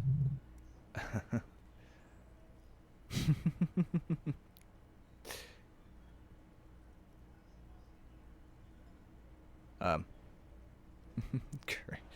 No, we want to put a very important dead body into your fridge. I don't care. You're not putting a dead body into my fridge. I'm not going to even ask why. You're just going to say something mean. This is a culinary establishment, not a morgue. You don't have to ask me why you can't store a dead body in my kitchen. It would only be for... Lieutenant, you too? He can't believe You're it. asking too? No. The answer is no. I will not turn this place into some kind of macabre circus. Wow.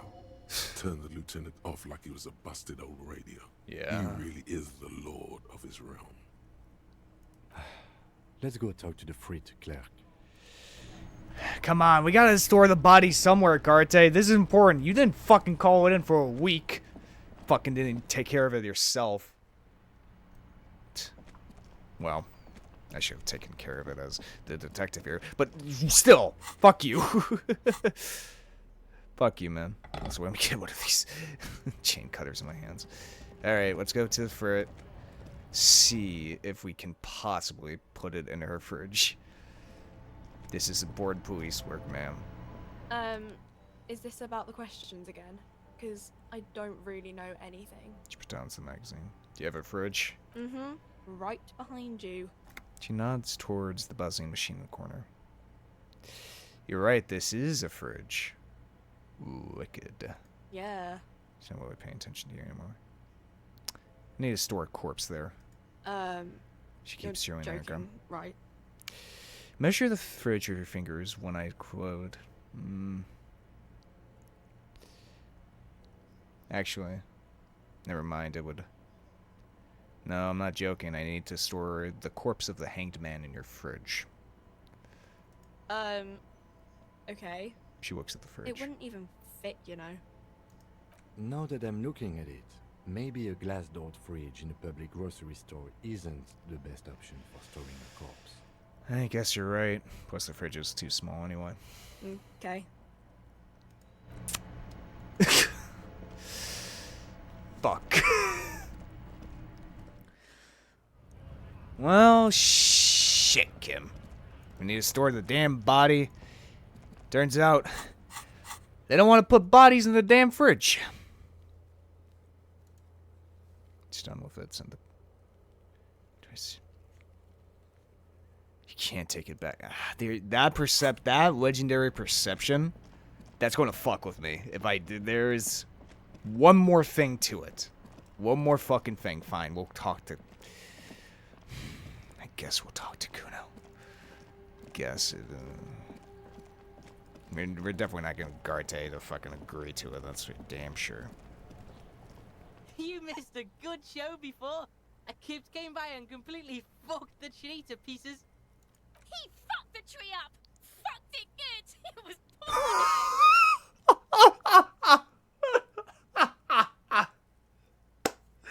Oh my god, the second one is crazy.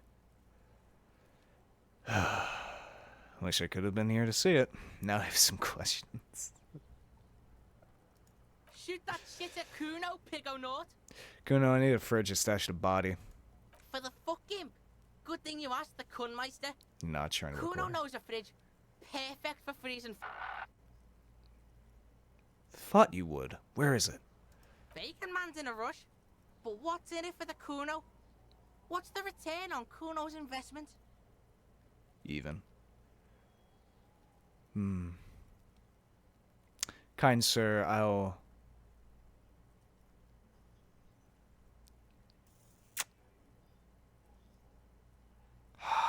$58.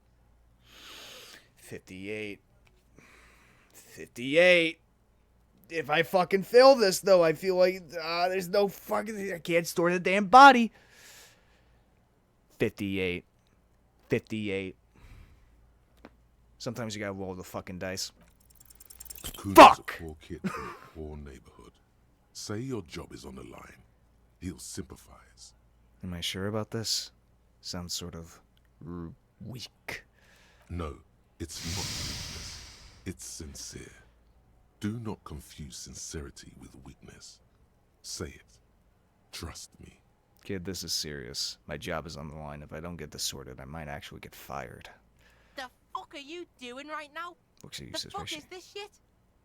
Don't pay attention to him. Just keep telling your sad story. I've lost almost everything, Kuno. My memory, my money, even my name. I can't lose my job too. Please, help me. It's not that dramatic. We can just send the body to processing. Kuno's never seen anything so lame. Listen, Says most of the time. if you were Kuno, the fuck would you care? I'm looking at all you lie to me, golden mouth man. You just haven't done it long enough. You need to do it even longer. The Golden Mouth Man is a liar. He can't be trusted, sire. He only wants to humiliate you. Paranoid whisperings. He is not trying to humiliate you. He just doesn't know better. Well, thank you for wishing. See, I'm not trying to humiliate you. I just don't know better. Say it.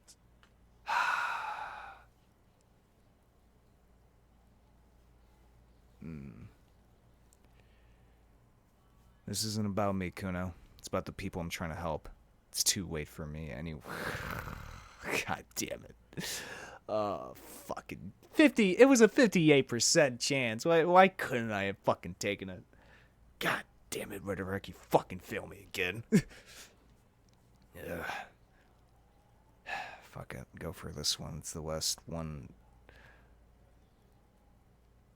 Stop shitting yourself in front of the Kuno.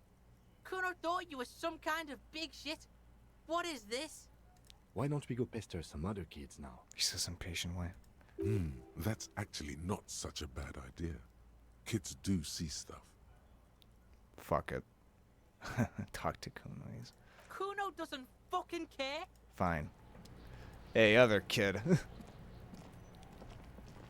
I'll die before I squeal, pig. Child, converse with me. Hey, kid. What's this kid shit? Fucking mind games. She puts her finger to her temple. And squeal. Get the fuck out of her face. You got done. Talk to me. So it's a girl. Interesting. I'll die before I squeal, pig. She hides behind the fence. Listen, child, the corpse made me puke twice. I was wondering why you don't. Stay away from me, pig. You don't want to see what happens when you corner me.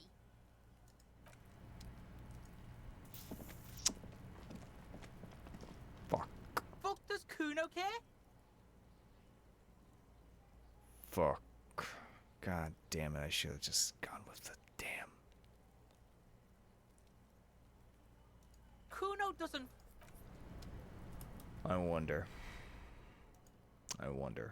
What was my last save? When was this? I think this was right. No, this was me getting the chain cutters. No. I made a promise to myself I wouldn't be a bitch. Wrote a game, I'll live with my choices. Alright. Does Kuno care? Kuno does. Fine, we'll take the... The man is decomposing visibly now.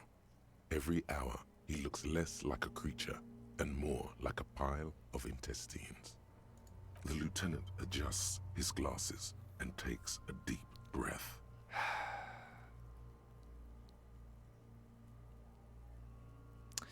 Let's bag him.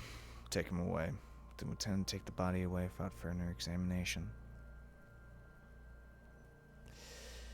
If I let this guy... There's no way I can put him in a fucking walker. Just gonna have to live with it. Let's bag him. Take him away. If you think so, officer, I'm not going to object. I need a little help for carrying him to the holding pen of my kinema. I'll take it from there. Alright. There go those beautiful enamel boots. May they rest in processing. Oh well, in another lifetime. Indeed. What should I do in the meantime? Continue working here. The locals, the case, or attend to your own business. I will meet you downstairs in the Whirling in Rags tomorrow morning, 7:30 sharp. This means Lieutenant Kisuragi will leave the party until tomorrow morning. You're free to do side tasks and even the main case, though it might be more difficult. Damn, okay. If you have nothing to do, read books or sit on the bench on the plaza. Bag the corpse and drag it to the motor cage. Well, alright.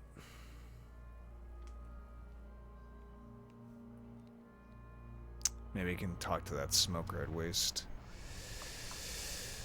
And I'm all by myself for the first time, and God who knows how long, huh? Goddamn rhetoric. Failed me. Let's see, maybe I put something in a font. That could be nice. Cold Brother. You know what, fuck it, maybe I'll go for regular wall official as well. What does Kingdom of Conscience do? Yeah, it's pretty good font. I guess. Yeah, I'll go for regular wall official. Unlock this, confirmed, and internalize. Okay, forfeited. Okay, Titus. Well, I don't want to talk to Titus without Kim. The smoker. That's the one guy I want to do with. After 21. Pues Paul, track down badge. Get 2 signatures. Coolies.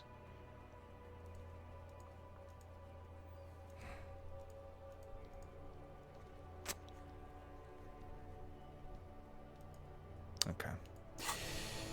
You know what? What is something I can read? I got this one book. Here we go. Martinism offers a radical mind's perspective, contemporary issue. Going out of the head. No. The front of this quarterly journal features a large satirical portrait of the late King Friesel. From the sides of his head, a pair of white antlers spread to the corners of the cover. White Friesel.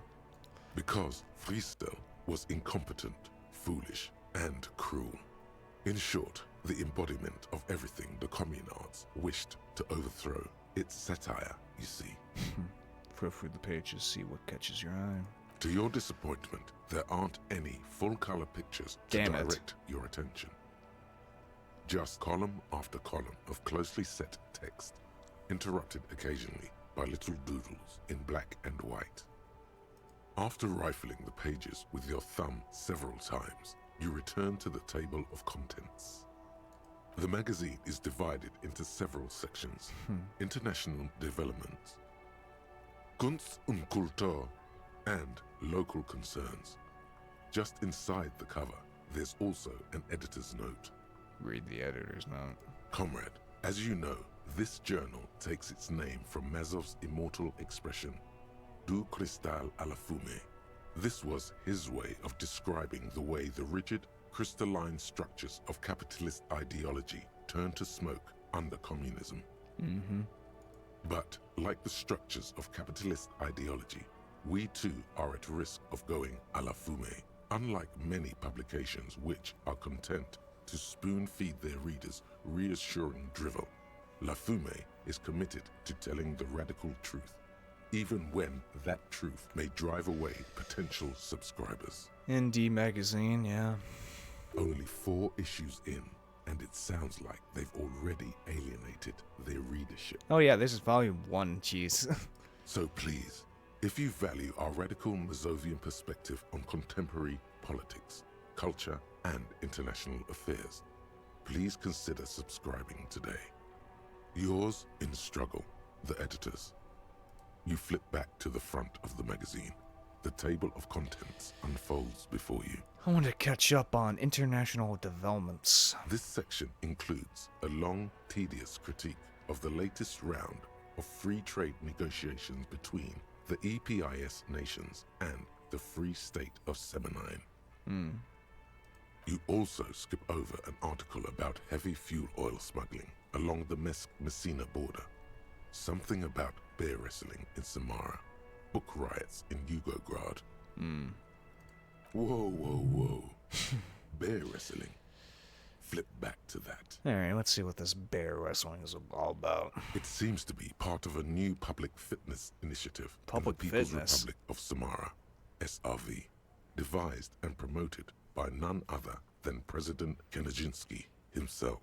Bear wrestling? Fucking wrestle bear? According to this extremely credulous account, Uncle Sport, as he's affectionately known to his people, has recently decreed bear wrestling the national sport of the SRV.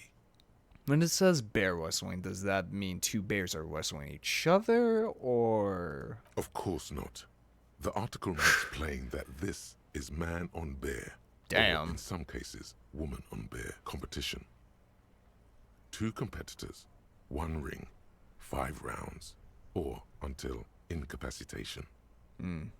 According to the SRV's Ministry of Information, the program has been a tremendous success. Of course. Public support stands at 87%, and youth obesity and alcoholism rates are down 12% and 7% respectively. This is the SRV we're talking about. If you think those are the real numbers, there's probably a guy who wants to sell you a bridge in La Chette. Not sure I trust these numbers.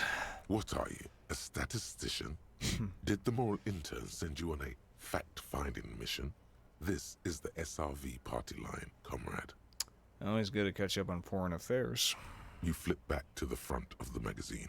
What the is... table of contents unfolds before you. What is Kunst und Kultur? It takes a moment, but gradually it dawns on you that Kunst und Kultur must mean arts and culture. Ah. Why they decided to title this one section in Volda is beyond you. Make it fancy.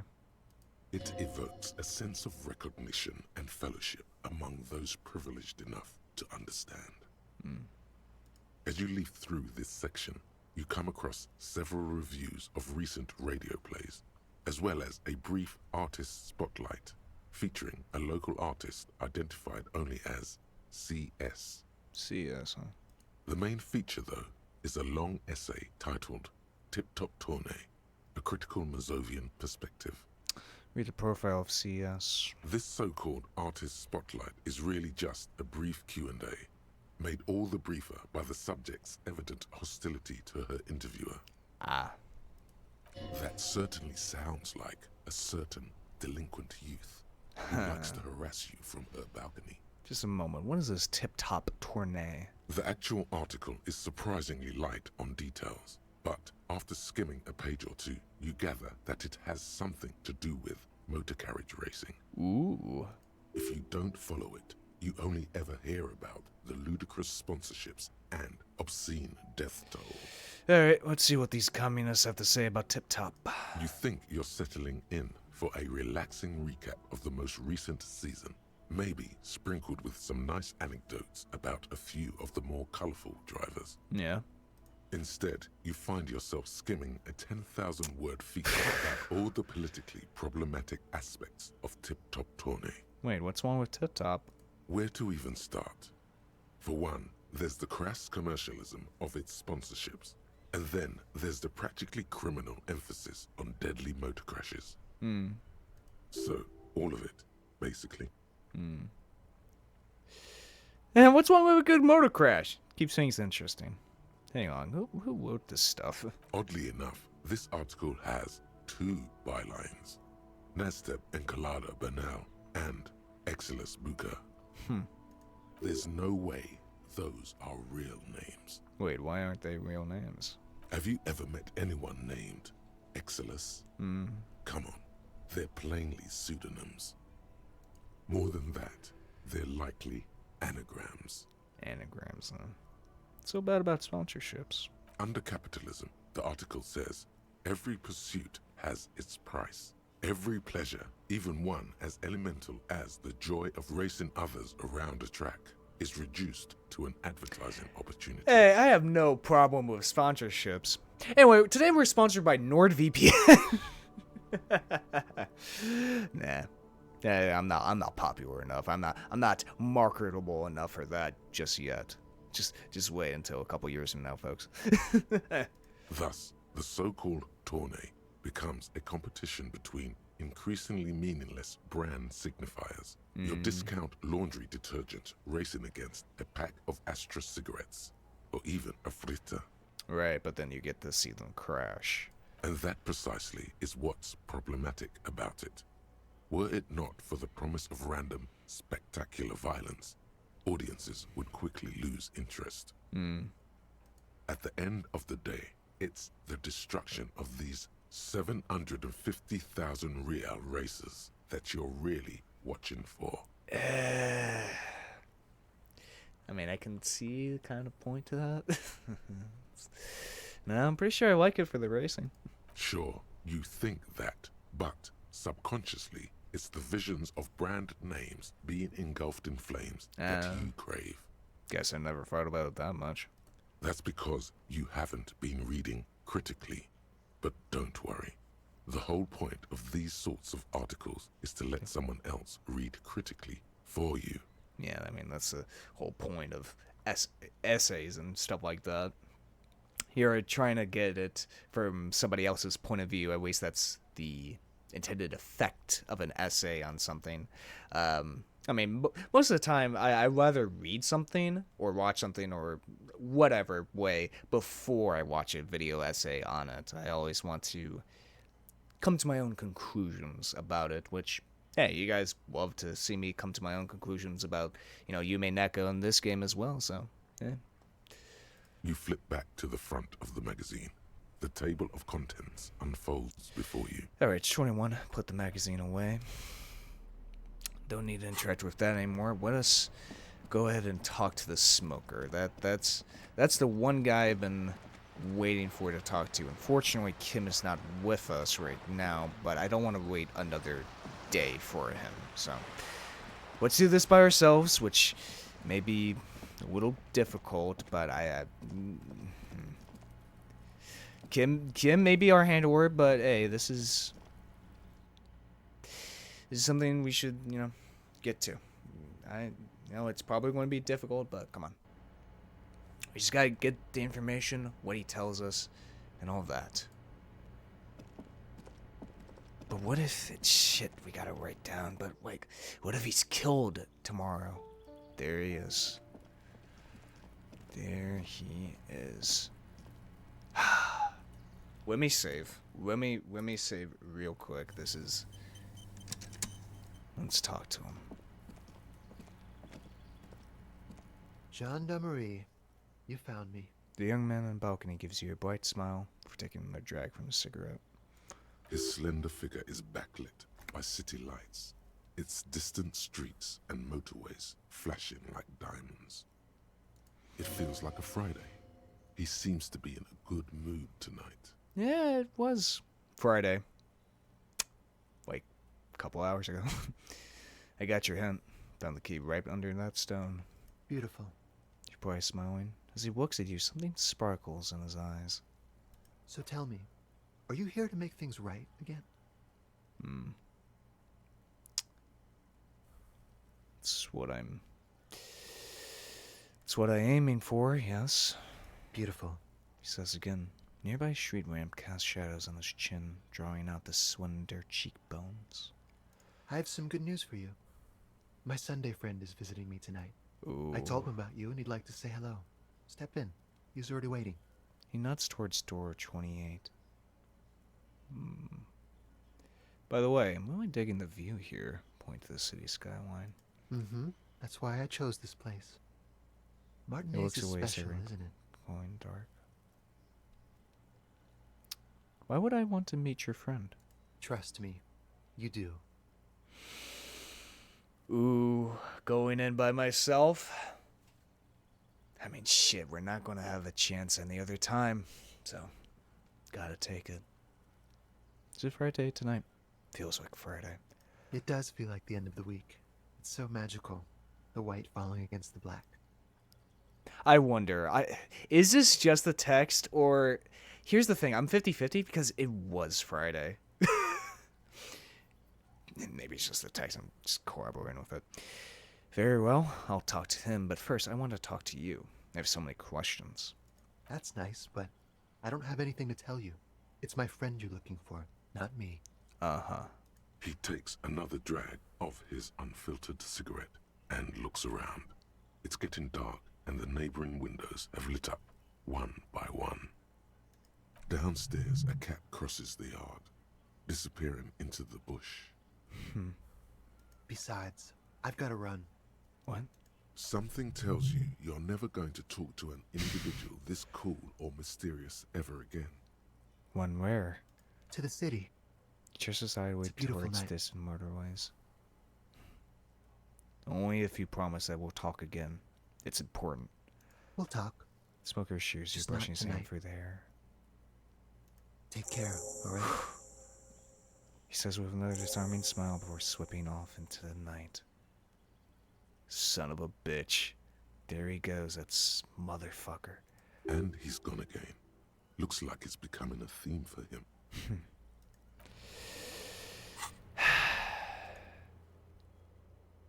He finally met up. He won't be there later. Gotta do it. Here's a Sunday friend. Ooh, shit. Cordy Business Magazine. Empty ashtray. There's a lot to look around here, sir. Dishes soaked up in a pot. Flyers for underground parties. Dates for open lectures at a local university.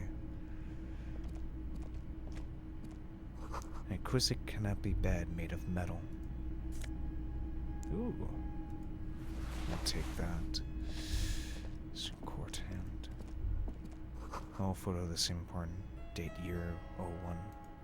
Expensive men's perfume lingers in the air. Oh! Ooh, shit. +1 drama in electric. Party dragon silk cloth.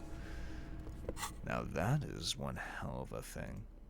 This tawny cone-shaped hat looks like a beacon of Sumerian wisdom. Its straw is sticking up like antennas.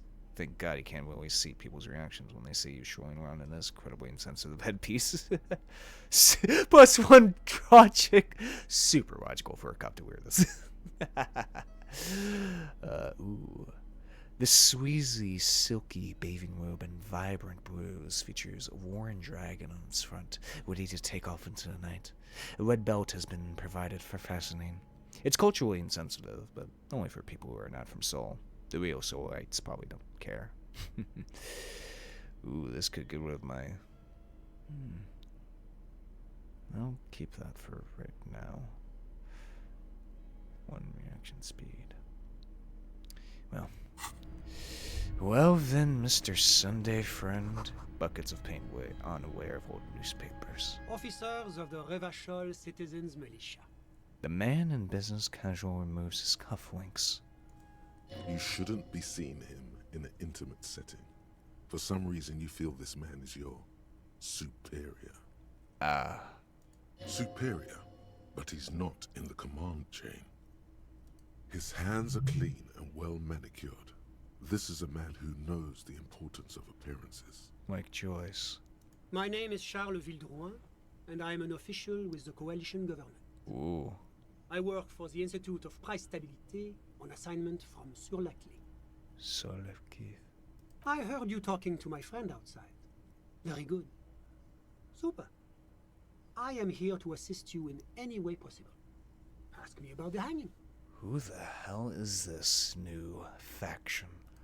No, first ask an innocuous personal question to get the interview off on the right foot. Yes, make it clear you're the one setting the terms here.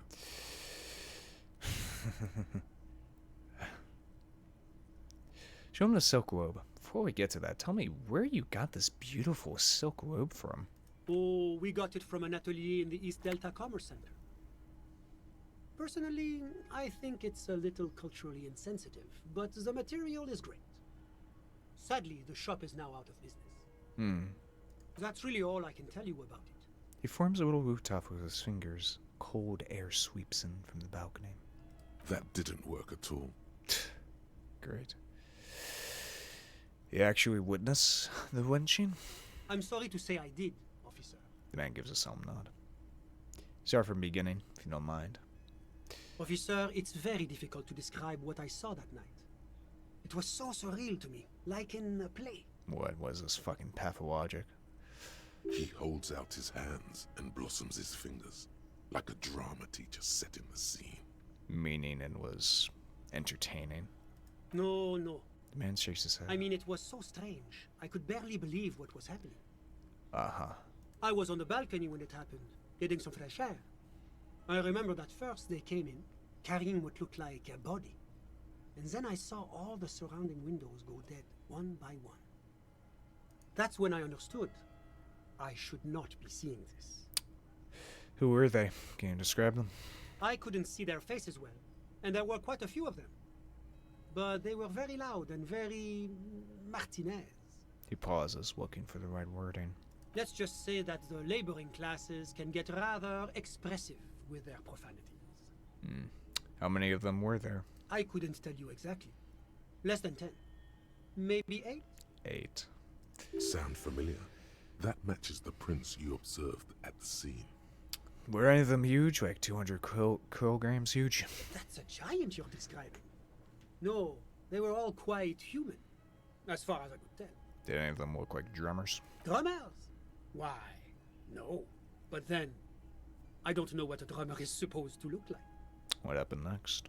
I went back inside. Wait, so you didn't actually see the lynching happen? Officer, the yard was pitch black. There was nothing to see, but I could still hear their voices. They were threatening to kill that poor man. Were they men? Women? All men, I presume. But again, I couldn't see very clearly. That doesn't quite comport with what you know. Yeah. Don't forget the lady driver. Are you sure at least one of them wasn't a woman? It's possible, officer, but I cannot say with certainty. It was very dark, you must remember.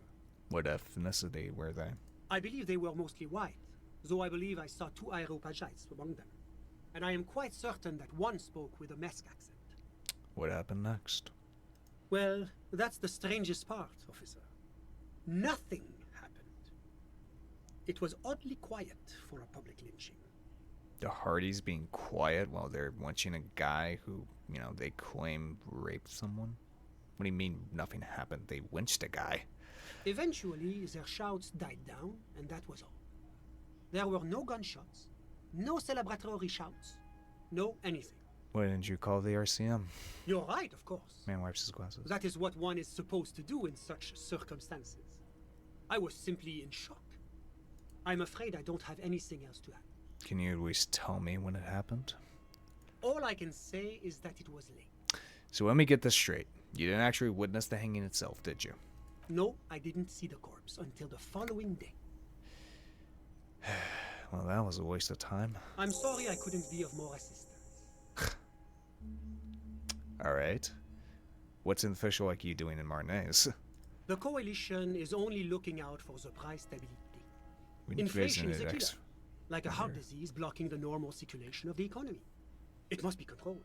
Uh-huh. The economy impacts the entire international community, which is why it requires international oversight. Okay, but what are you doing here in this apartment? Well, I'm renovating it. It is an interesting project. The building used to be a 12-story skyscraper before the cannons took the top 4 stories off. This, of course, happened when the Coalition forces landed here. You could say I'm undoing some of the material damage the international community caused when we arrived here. So you're some kind of bureaucrat? Yes, as I said before, I am a commissioner from Sur-la-Clé working for the Institute of Price Stability. Uh-huh. He glances his watch. This is one of the main projects of the Moral Inter. Okay. Wait, there isn't actually an Institute of Price Stability, is there? Or maybe there is. God, it's impossible to understand whether someone from the Moral Intern is joking or not. Okay, I got another point. Volition. Let's put one into another one into rhetoric. Maybe not rhetoric. Maybe now go one more into heroic. What is this international community? La Communauté Internationale is what Revacholians colloquially call the Coalition. In other words, the nations that stopped the disaster of the revolution. And what do I call the coalition? Your employer, technically speaking. The governing authority of Revachol. The RCM is but one part of this provisional administration. Let me check my task. I mean, he really didn't give us... Well... I mean, there was a lunch. And that there was possibly 8 people, but it was quiet after a while. And all the lights went dark around the apartment building, so obviously it was a planned killing. What is the price stability? It is the most important thing. That doesn't tell me anything. It's the central goal of any sound monetary policy. Maintaining the price stability is essential to maintaining high levels of economic activity, which is essential for maintaining high levels of employment. Yeah. Which is essential for maintaining the social stability. Okay, I think that's all I needed to know. Take your daily bread, for example. Too much inflation, bread becomes too expensive. Too much deflation, it becomes too cheap for bakers to produce. Yes, yes, balance. That's why the Institute of Price Stability works to keep inflation just below 2%. Below 2% of what? But not too far below, no. Too below is also bad.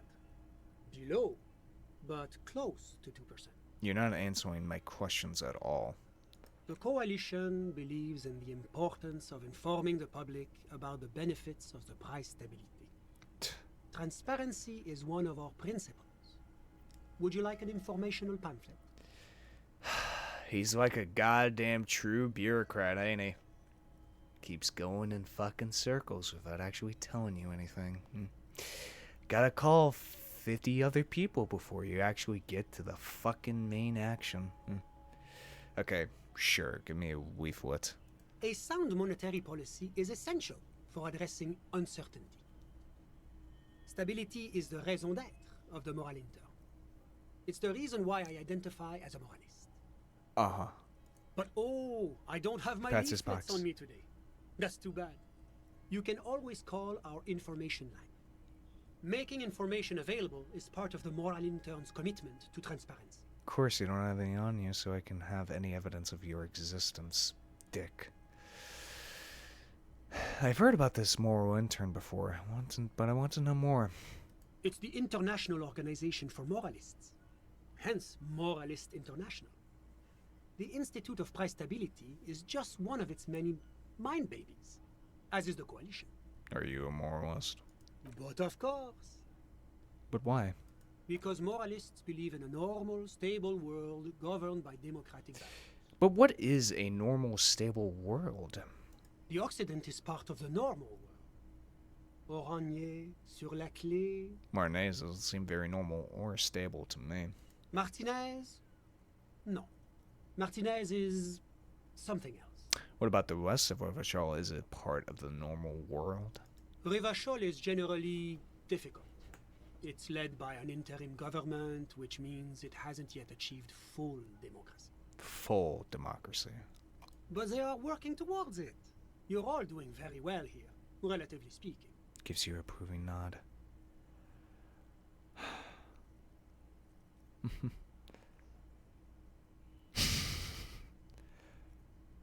Is that moralism?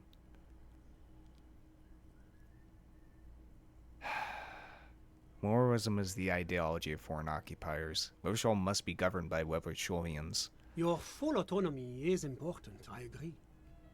But it's an ongoing process. Nothing happens overnight.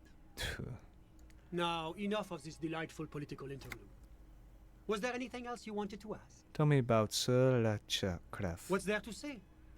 Sur-la-Clé is a modern, urbanized country that measures very high on the Human Development and Freedom Index. Freedom Index? Mostly, though, it's known as the executive heart of EPIS. Moreover, it is a great sponsor of less emerged countries. Rivachol is only one of its many darlings whose progress it supports and cherishes. Darling? That can't be an official designation. What makes Rivachol Sur la Cref's darling? Because a great percentage of Rivachol's culture hails from Sur-la-Clé. Its language, its people, its cuisine even. Or at least in the downtown La Delta area. Jamrock and other parts of the international zone have been mercifully spared of Sur-la-Clé's love for meatballs and mashed potatoes. Tell me about Origin. Oranje is an exemplary nation who, as a core member of EPIS, contributes 28% of our annual budget. Damn. Next to Sur-la-Clé, Oranje is probably the most prominent member of the international community. Which one of them is more EPS? As founding members, they are both very EPIS. Oranje carries a lot of political weight, while Sur-la-Clé takes care of the business side of things. Sur-la-Clé hosts the headquarters of the major EPIS institutions. Okay, but outside of EPIS, what is Origin? Oranje's economy is one of the most advanced in the world. It has successfully transitioned from heavy industry to advanced services and generally acts as an engine for sustainable change in the international community. That didn't tell you anything about Oranje. As I said, a real fucking bureaucrat. Can't you just talk like a normal person? About what? About Oranje. Just tell me what it's like there. Oh, it's very urban and very well organized. Their streets are clean, their horse cars run on time, the people are polite and efficient. Like I said, they are an example for less emerged nations to follow. Enough business. Let's talk about something else. Whatever you wish, officer. Can you tell me about your friend? Ah, my friend. My friend is a good young man. His family immigrated here from Kedra, and life has not been easy for him. But he understands the importance of education. He has taken his future into his own hands, and that's all that matters. What's Kedra? Kedra is a candidate member of APIS. But, between you and me, their potential membership is a more contentious issue. What do you mean? That it's never going to happen. They enter negotiations in 21, and it's been pending ever since. But that doesn't tell me anything about Kendra itself. Is it warm there? Cold? Something in between? It's warm. Nuts. It's also known for its mandarin trees and dust storms from Supramundi. Uh-huh. Kedra's an emerging market, but it still has a long way to go. Maybe that's why my friend's menage decided to emigrate. How did you two even become friends? How did any of us become friends? Bad things happening on the Insulindian Isola. Oil platforms ablaze in the night. Civil wars lasting for years. Finally, the international community is forced to step in. What the hell are you talking? You're just diverting the damn question to something else. What are you talking about? No one becomes friends that way. Au contraire. It's how millions of people end up where they are. Meeting the people they meet. It's how I came here. And my friend, too. You still haven't told me who he is. Sorry. Who? The man throws a quick glance at his watch. Your friend, the smoker on the balcony. We were just talking about him. But I told you, officer. He's a bright young man here to pursue his education. Education is the foundation of our future, especially the arts. It is a cornerstone of our civilization. Fine, but what's his real name? Officer, you have to understand. I can't give you his personal information. I'm sure you have your own methods and databases, right? Please don't put me in this situation. Yeah, definitely. Smoker and balcony. I'll look it up in the damn database. So all you can tell me about him is that he's here to study the arts. He's deeply enmeshed in the study of the fine arts, yes. Which arts? He's a truly free spirit. He likes all the arts. Of course, all of the Perhaps arts. graphic design, printmaking, who knows? The world is open wide for a talented youth like him. What are you doing in his apartment by yourself? I'm just enjoying the view. The man smiles out into the window. What view? Isn't it rude for your friend to leave you alone like this? We're old friends. Nothing's taboo between us. He comes and goes. I'm sure you'll see him around. He's very active. I had something else in mind. I'm all ears, officer. You gave me fucking nothing. Thanks, I've got all I need. A moment, officer. Yes? Do you have everything you need from me? I'm afraid we won't have the chance to speak again once you leave. Hold on. Why can't we talk later? It's against diplomatic best practices for an official in my position to be discussing murders with local militiamen. Pause. And I'm pressed for time. After you leave, I should be leaving as well. That's not the real reason he's so apprehensive. Men in his position shouldn't be seen loitering around in underprivileged young men's apartments in the middle of the night. I'm not going anywhere. Just want to take a look around this apartment. Sure, go ahead. It's a beautiful space. Glances his watch. Let me know if you have any further questions. Regular law official. You've done it, Harry. Whatever else you are, you're also boring now. It was not easy. You spent most of your life trying to funk up every nook and cranny of your personality. When someone says something political, the first three thoughts in your head are a ludicrous hodgepodge of communism, fascism, and stock tips. When they ask you why you did something, it's superstardom, apocalypse, or the mea culpas. of the flagellant cop monk. It's not easy reaching for the fourth option, the normal one. But you have. And now, you're not just crazy. You're also boring. Wow. All wearing caps wasted free. Well, that's good. Strong grasp of reality, dull but solid. Hey, all wearing caps wasted free. That's not bad. Damn. I could put a lot to these shits. So that's pretty good. Is there anything else in this damn apartment before I fucking leave this son of a bitch? Was there anything else? What view? It's dark outside. Listen. He says, raising his hand. The baby is crying in the neighboring apartment. Someone's baby is crying. No, listen. He says again, looking outside. The Insulindian Bay. What about it? This place used to be a luxury accommodation before the revolution. Of course. Apartments, of course, were much bigger then. A few walls have been added here and there, leaving some of the tenants without a private bathroom or a kitchen. But the million real view stays. You can't take that away. He knocks on the balcony door, his face mirrored in the darkened glass. My friend comes and goes. He's asking about your friend. I'm sure you'll see him around. He's a busy bee. A busy bee? What an odd choice of words. Busy. Huh. You're right, that does seem strange. I'm afraid I don't have anything else to add. All I can say is that it was... You tell what happened? You didn't check your watch? My watch? He looks at his watch as yes, though now I noticing for remember. the first time. It was 30 minutes past midnight, give or take. 30 minutes past midnight. No, I didn't see the corpse until the following day. Those are all my questions. Thanks for your time. Of course. Anything I can do to assist the RCM. Of course. I'm glad I could help. This son of a bitch is the most... This is the guy I'm most suspicious of. This motherfucker right here. Every other character has worn what they are on their sleeve. Hell, even Joyce, for example. But this guy, I got nothing on him. He's a moralist. He's a fucking bureaucrat. He hides every single thing he truly is beneath that veneer of normalcy. You know? Pure, unadulterated nothing. Well, that's all I got.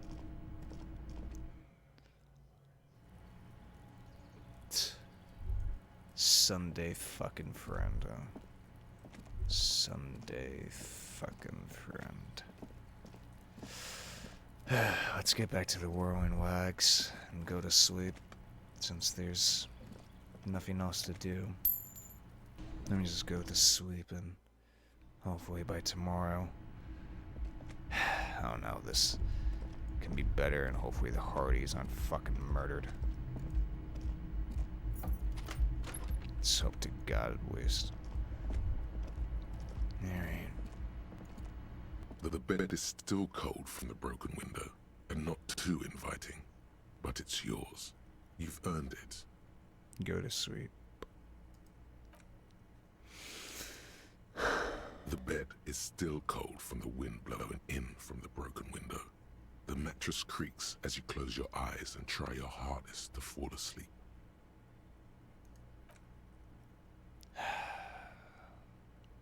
Here we are again, my broken bud. Jesus. Waves are coming, carrying you away. But you can't go. No. You have to stay. Always half aware of yourself. You're not cooperating, brother man. Why? It's your disgusting body. Even through your sleep, you feel a vague discomfort suffusing it. Your belly and your sides are unpleasantly tender. You wish you could curl up into a fetal ball of safety. But you cannot, because of the pain. That pain in your right side is your enlarged liver, by the way.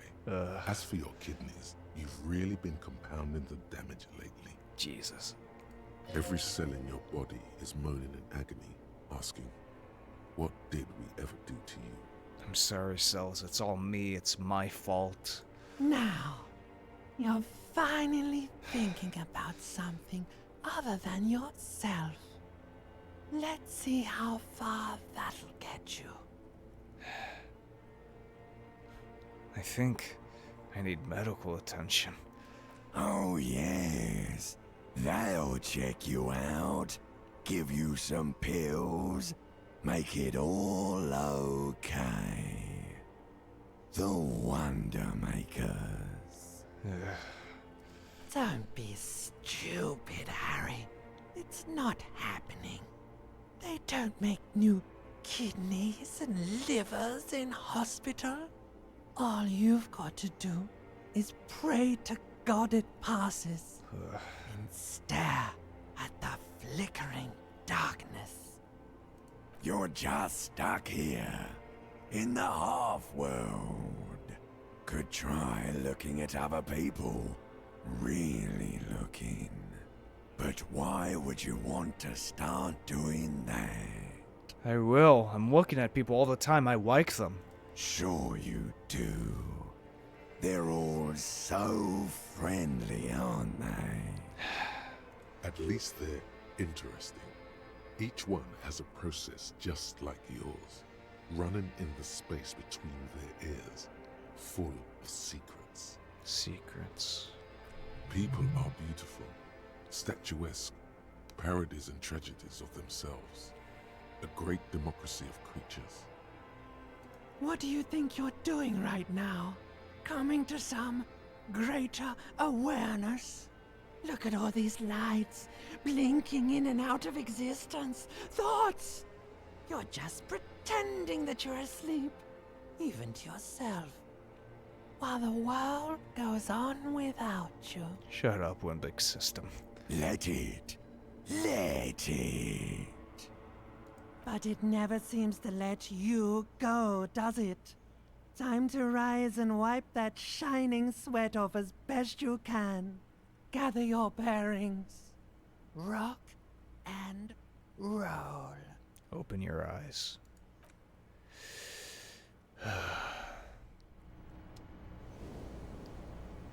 God damn it.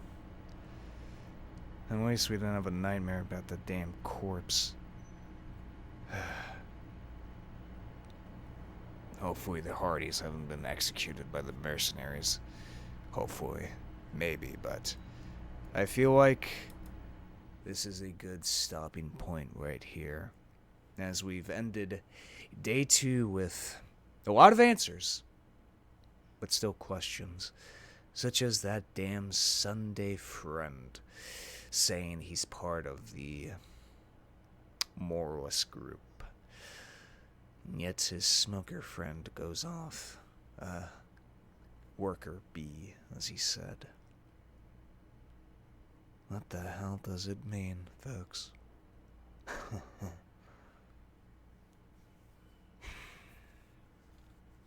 Well, let's hope that the characters we still have in our case are still alive. Hopefully they haven't been taken out, gunned down by the mercenaries yet. We just need a little bit more. Plus, it's Wednesday, so hopefully the gates to the fishing village are finally open to us. But yeah, I feel like this has been really great so far. Once again, I'm just enjoying the absolute hell out of this game. It's so goddamn fascinating, and its writing and how it truly is. But anyway, if you guys enjoy this type of content, hit that subscribe button. If you liked it, hit the like button. We're telling me something, put it down in the comments as well. Check out the Discord server on in, or my Twitter. Check the description below. And yeah, this has been Voidlego. I'll see you guys next time. See ya!